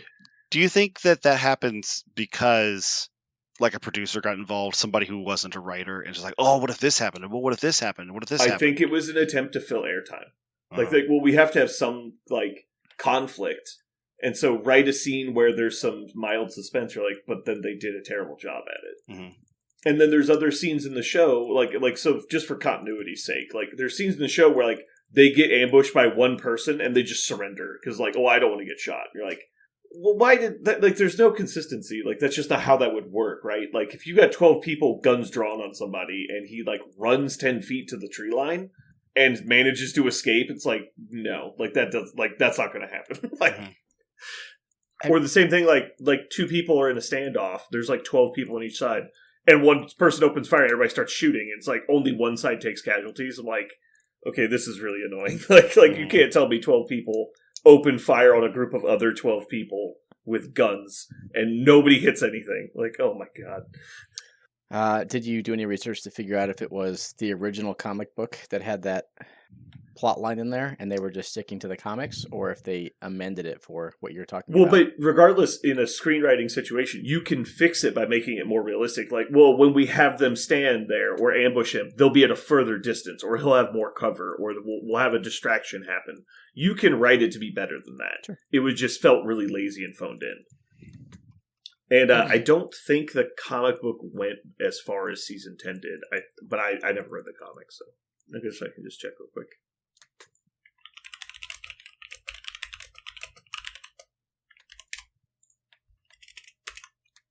I wish I could check. I'm not gonna.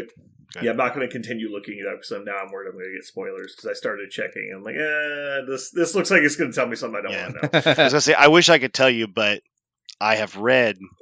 I stopped, I think, at the graphic novel anyway, the 8 And because I got so ticked off by the series, I decided, nope, I'm done with this. This is no fun.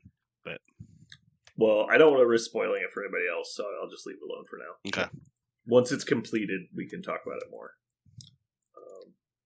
Did you see that they're completely redoing One Piece? What? Have you really not heard this? No, There's a new show this is a coming out cheat. called... You're lying. You're trolling There's a new me show right now. coming out called The One Piece. No, where they are reanimating no. the entirety of One Piece. No one would do that. No one would. It's would coming out purposely- soon, actually. No one would Like, purposely do that. That's nobody would intentionally make people watch One Piece again. Yeah, just so. What a. No, it's 100% a real thing, and there's a lot of spoiler or like teasers coming out where they show a side by side of different animations, and it's like, look, they've updated it looks much better. They also it's supposed to be like Dragon Ball Z Kai, where they also fixed the pacing issue, but we'll see. What, fix the pacing issue by eliminating hundreds of episodes? Delete hundreds Yeah. of episodes. Like, if you took all of Friends, every minute of runtime of Friends, and combined that with every minute of runtime of Dragon Ball Z, and took that much out of One Piece, there would still be filler. Like that's how long One Piece is. It's so hard to comprehend. It's like, oh, you're at 1,200 episodes. Now, like, what? You know what? As much as I was immediately repulsed by the idea, if you actually told me that I could watch One Piece and they would just take like 4 seasons and bring it into one, I'd be like, yeah. Like, I think I'd watch that. I think I'd actually probably enjoy that.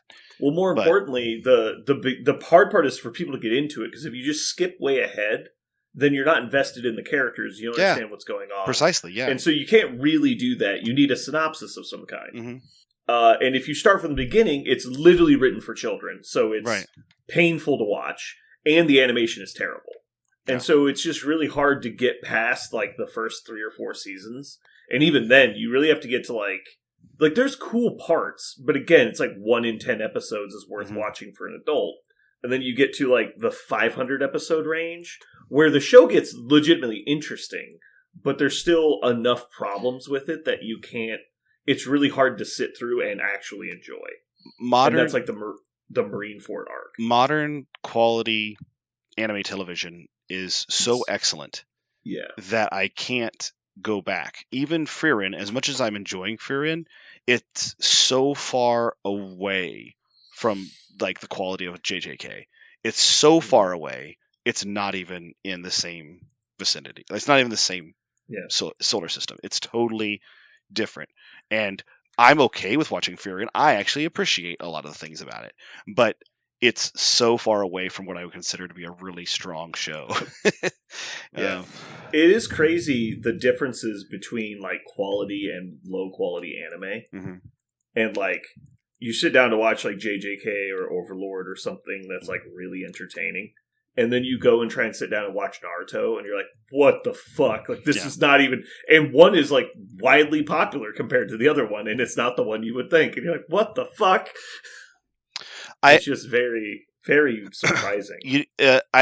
I feel like this is the difference between quality and not quality anime, and I struggled to understand what it was until, of all people, I watched a small excerpt from a writer's workshop, specifically a television writer's workshop done by Trey Parker and Matt Stone, the guys who write South Park. Mm-hmm. And they said, when you're writing for episodic television, or you're writing any sort of story, really, he's like, it should never be and then. If you're watching a story and it's beat and then beat and then beat and then beat, it's going to just be boring as shit. Like, it's even if the plot is connected, it doesn't matter. Nobody gives a shit. But if when you're creating it, you're going beat, but beat, therefore beat, but beat. Like, and you're putting comma but or comma therefore, and that's how you're organizing the ideas. That's how you're generating them and putting them up, for the very first time in your storyboards. That's going to be a story worth watching, and it's going to grip people. It's going to be exciting for people. And I was thinking about it like JJK does a really good job of that, right? It's never and then, and then, and then. It's always but, therefore, every new scene, every transition is that. And career in is very much, a classical story, and then, and sometimes you fall asleep. As good as it is, as beautiful as it is, as quiet and melodic as it is, it just puts you to sleep eventually. But I assume neither of you guys have seen the newer Marvel movies.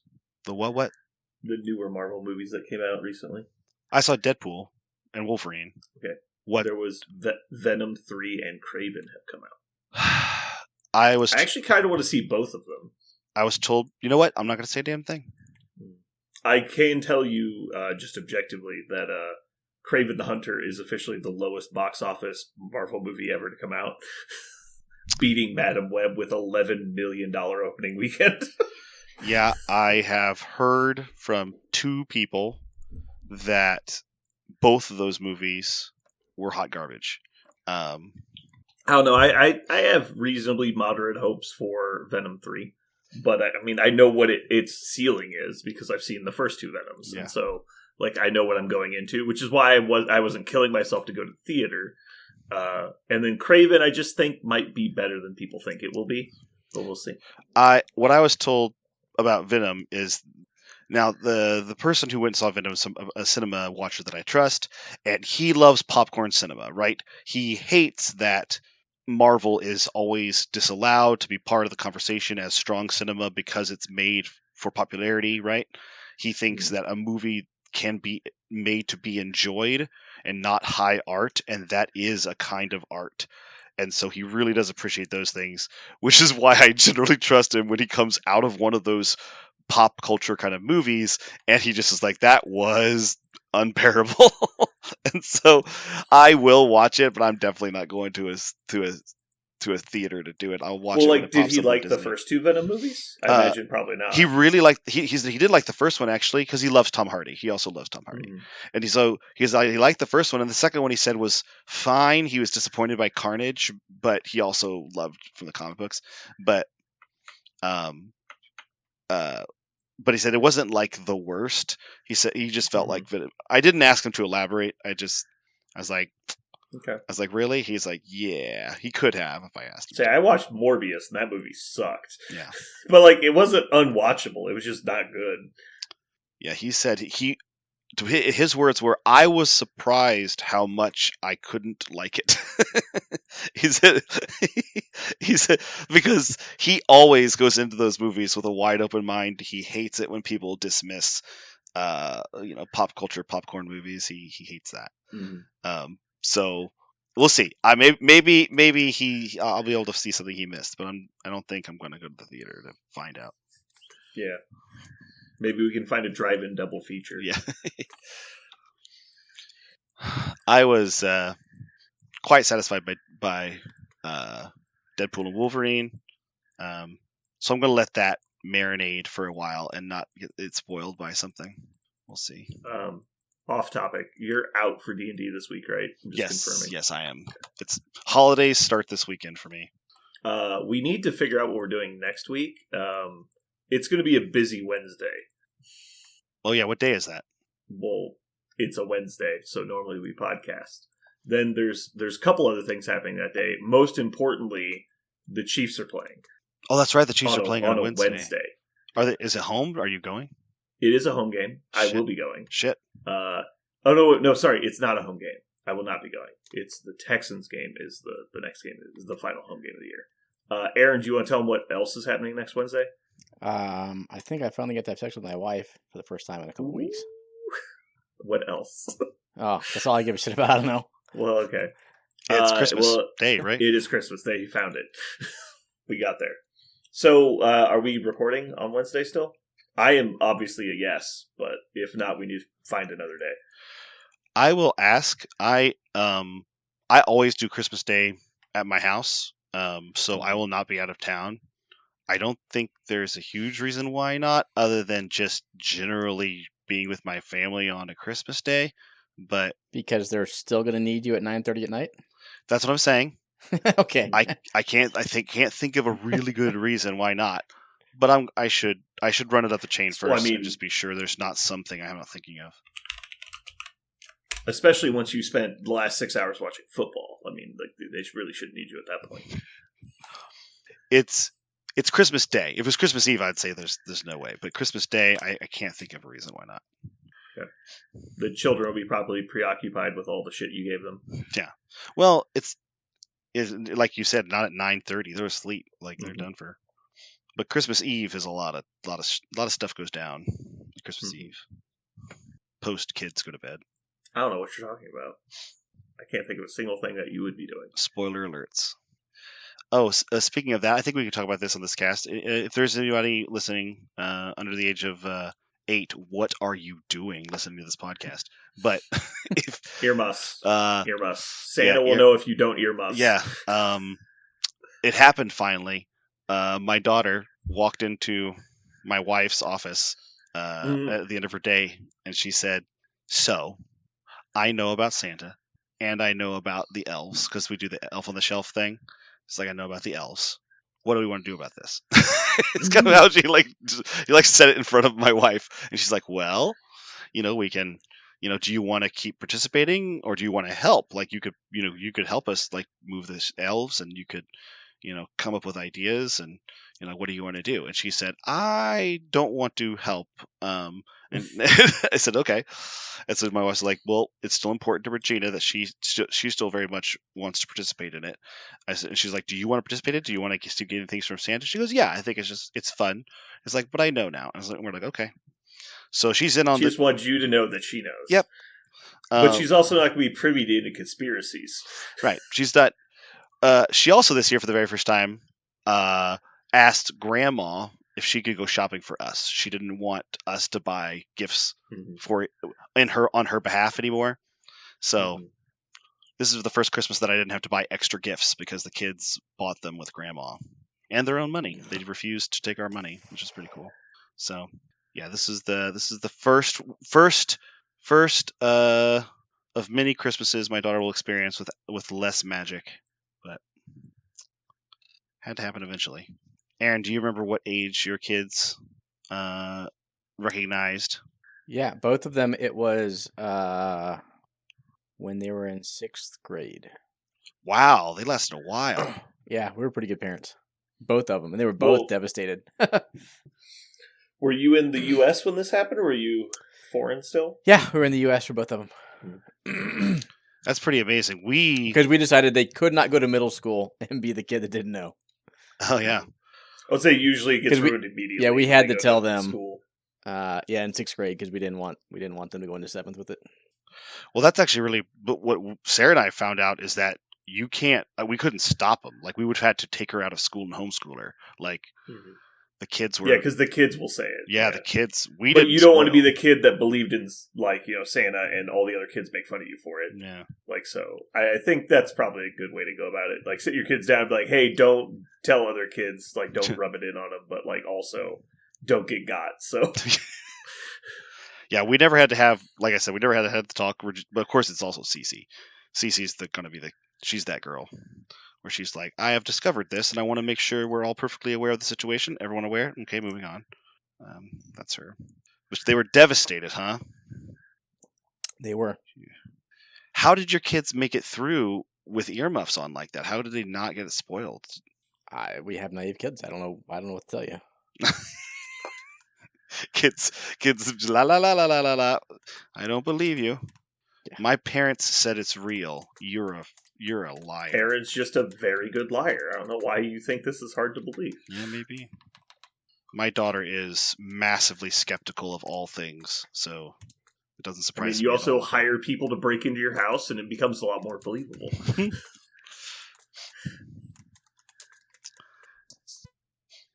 What's the Dwight Schrute Santa Claus equivalent? It's like Krampus or something. Krampus. From The Office. Krampus. Krampus. And he's like a demon or something that's going to come into your house and kill you in your sleep. And like, you just convince them that's real instead. So I actually started to tell my kids about other Christmas mythologies this year, and I stopped myself. And I went, wait a minute. Oh. If I start telling about Christmas mythologies, they're going to start wondering if Santa is in the same boat. Yeah. They're going to put 2 and 2 together. They're too fucking smart. And so I have to just keep this to myself until they're both on the same page, and then I can tell them about all the other weird shit that people have come up with. You guys ever hear of the Yule Cat? No. The Yule Cat is, I believe it's from Iceland. Yeah. It's this giant monstrous cat creature that comes out at Christmas time, and if you're wearing used clothes that are gifted to you from someone else, it disregards you, like something about the scent like throws it off, and so it doesn't eat you. And so kids will, like, before Christmas, it's kind of like a exciting start of the season thing, is they'll get used clothes from other kids, and They'll like trade clothes. yeah, they'll like trade clothes, and that'll keep the Yule Cat from getting you. Yeah, just kind of a funny little tradition. That's fucking weird. Yeah.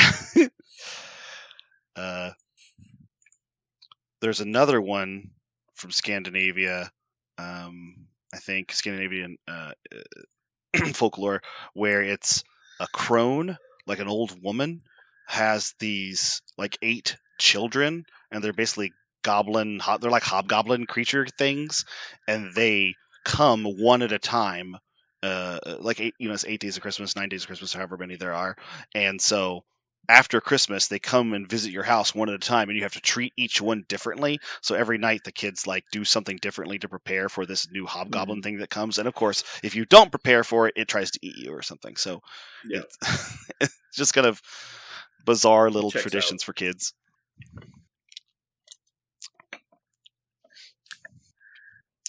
Parker, I made your Christmas present yesterday.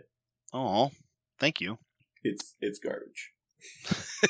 It's basically just trash. It's a Sweetos. No, Oh, it's worse than that. Okay. It's far worse. I think you're gonna like it though. okay. I'm excited to have some trash. I think I still have wrapping paper from last year.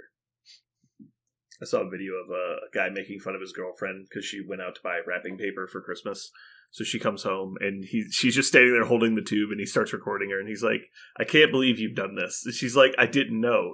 I thought it was silver." And then she like pulls the wrapping paper, and it's just clear wrapping paper on a silver tube. And so he's like, "Make sure you wrap all those presents. You don't want them seeing what you got them." She's just really disappointed. That's awesome. All right, let's jump into Mojoverse. This week we are doing airplane movies, and then I'm sure soon we'll do train movies. It'll be great. So airplane movies this week, we decided that we're going to choose things, or it has to be a movie where the plot is at least somewhat centric to the plane. It can't just be that they were on a plane at some point.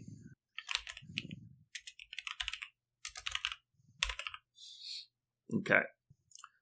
So going first this week, I think, is Parker. No, wait. Oh no, I got second place. Yeah, I was close, Aaron actually, goes to first. Yeah, you were, until I unvote for you. Oh man, now it's a landslide. you. Got him. Okay. Well, it's Top Gun Maverick. Okay. Why are you surprised? That was obviously going to be his first pick because he absolutely loves movies that are accurate. Okay. You're not wrong. Sorry for all the clicks. I should have had this ready. Okay. Maverick. Well, my reason to do this segment is gone. I'll see you guys next week.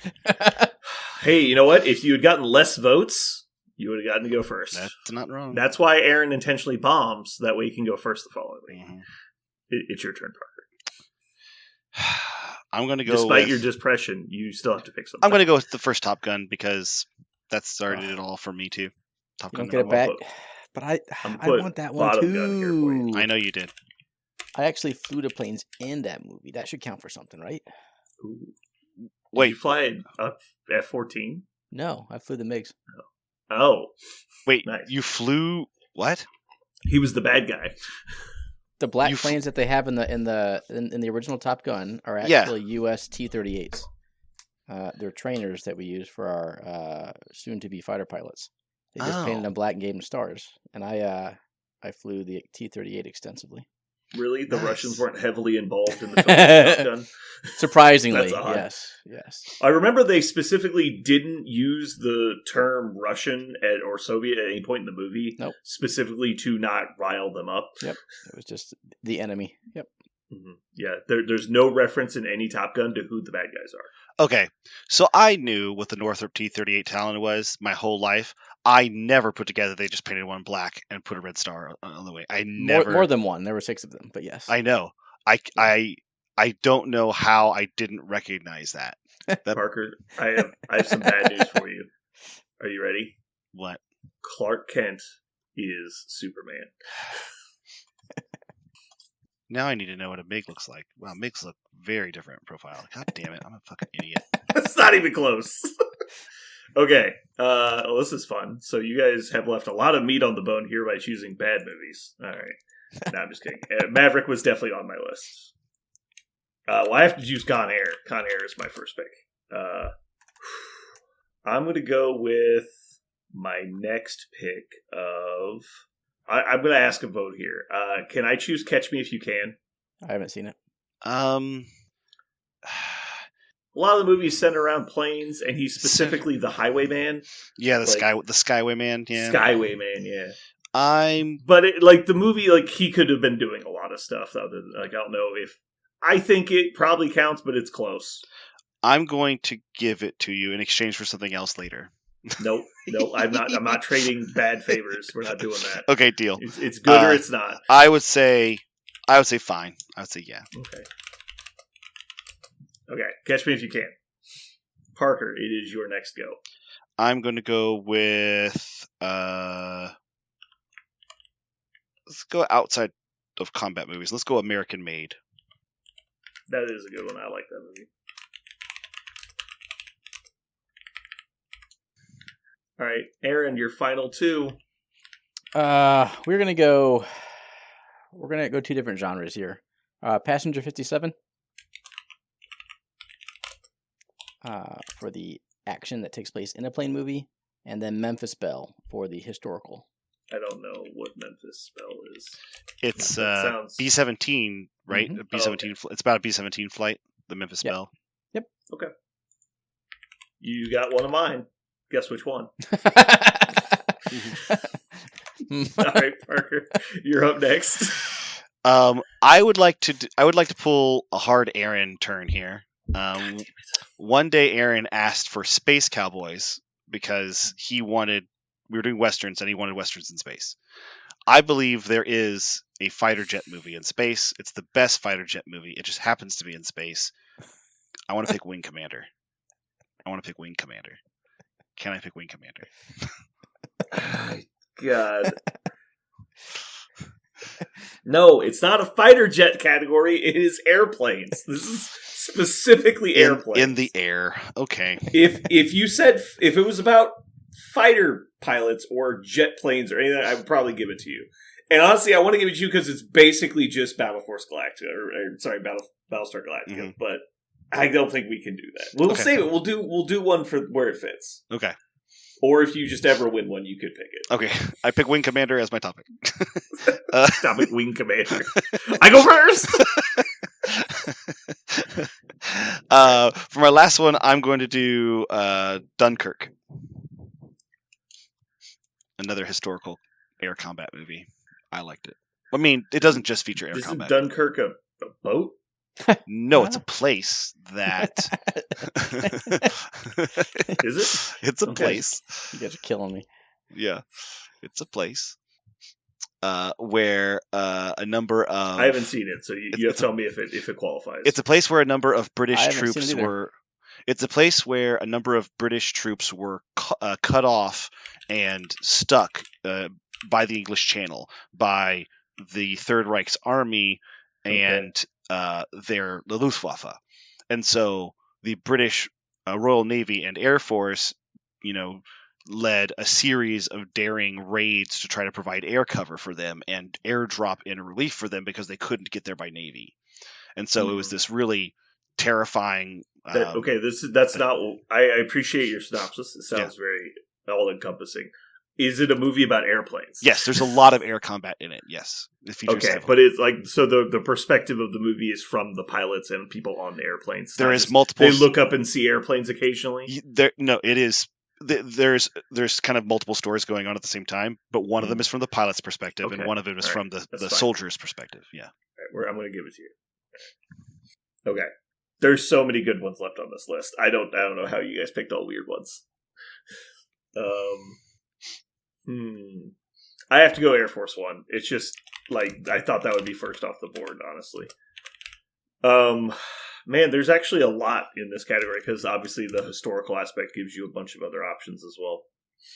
Okay, so honorable mentions. I really wanted to pick Flight with Denzel. Yeah, Flight was on mine. It's just a really good telling of like that kind of story. But I mean, the second half of the movie is just very dark and sad. So I don't know. It's kind of hard to get behind after that. But the first half of the movie was really good. Die Hard 2. And the one I didn't think anybody remembered was Executive Decision. I really wanted to put that on my list too. Have you guys seen that? I have not. It's a Steven Seagal movie where he dies in like the first 5 minutes of the movie. Oh, that's Aaron's kind of Steven Seagal movie. Aaron's kind of Steven Seagal movie right there. Yeah. But basically the plot is passenger jet 747 gets hijacked and there's terrorist demands. And so they send up a modified like B-2 to dock with the 747 discreetly, and they release a SWAT team onto the plane. And that's the movie. And so the movie takes place with them trying to defuse the hostage situation without letting the terrorists know that they're on the plane. So they're moving around in like the cargo compartment and stuff. Like it's basically like the movie SWAT, but on an airplane. But the reason it's called Executive Decision is because the president has to make a decision about what to do about the plane. Because they're going to have to shoot it down eventually if it keeps going near cities and stuff. Anyway. My only honorable mention that we didn't do is the Tuskegee Airmen. I always enjoyed that. I do not know if I would still appreciate it because I haven't seen it in years, many years. But I remember really liking it at the time. 12 O'Clock High competes with Memphis Belle in the historical category. And by historical, I mean really, really, really, really, really old. Nice. Okay, now I know what 12 O'Clock High means. I know very, very well in nomenclature what it means. But when you said it like that, for some reason, the first thing I wanted to say was, we're not doing high school movies. We're doing we're doing air movies. Parker, you're on thin ice over there. You're about to get thrown off the podcast. I couldn't. 20 minutes late because you're playing Marvel Rivals. I could not share it. Fucking making dumbass high jokes. Swear to God. I 100% Parker. Was sure. You know Simon from the game store, one of our employees. Mm-hmm. He sent me a message like, "Hey, can you schedule this event for me?" And so I just said, "Yeah, sure, no problem." And then I later read the tournament, and I was like, "I'm not posting this. This is clearly like a ruse or a joke or a prank. Like, I'm not posting this." He's like, "No, I really need you to post this. Like, definitely not doing that." And he's like, "No, I need you to post it." And we went back and forth several times. Like, I'm not a dope. You can't get me. Like, this is clearly a joke. I'm not doing it. Not fucking clapping. Yeah. And so he the event he wanted me to post was Canadian Highlander on April 20th. Because it's Highlander on 420. And it's an event we had never run before. And it was a format I've never heard of. And I was like, I'm not posting this. Like, this is clearly you're trying to get me. And apparently it was a real thing. And he had no idea that he just didn't realize that the day he was asking for was 420. Oh my God. And he's like, yeah, just do like the third Friday and whatever. And I'm like, yeah, I'm not doing that. He's like, why not? And I eventually was like, I'm not doing this. And eventually he's like, no, it ended up being a real event. And we now run like on a weekly basis. And I was like, you fucking loser. Wow. So yeah, I just assumed that he was trying to make a stupid joke. And so like nobody came to the event because we didn't advertise it. All right. Do you guys have anything else you want to chat about before we get started? No, I want to start. I need to start for obvious reasons. You need it. I've been waiting very patiently. I don't think that's true. We almost started without you because you were so late for playing Marvel Rivals. No. I called you 5 times so you didn't answer your phone. Well, I was in a Discord with people playing Marvel Rivals. But that's why I called you on your cell phone. And on Facebook. And on Discord. All those things can't happen when I have a headset on playing Marvel Rivals. But that's not true. That's literally not true. I'm not going to defend myself. I was playing. I'm not going to defend myself. Next time I'm calling your wife, I'm going to tell her to cycle the breakers, just to make sure that you're okay. I would not do that. Okay. All right, here we go.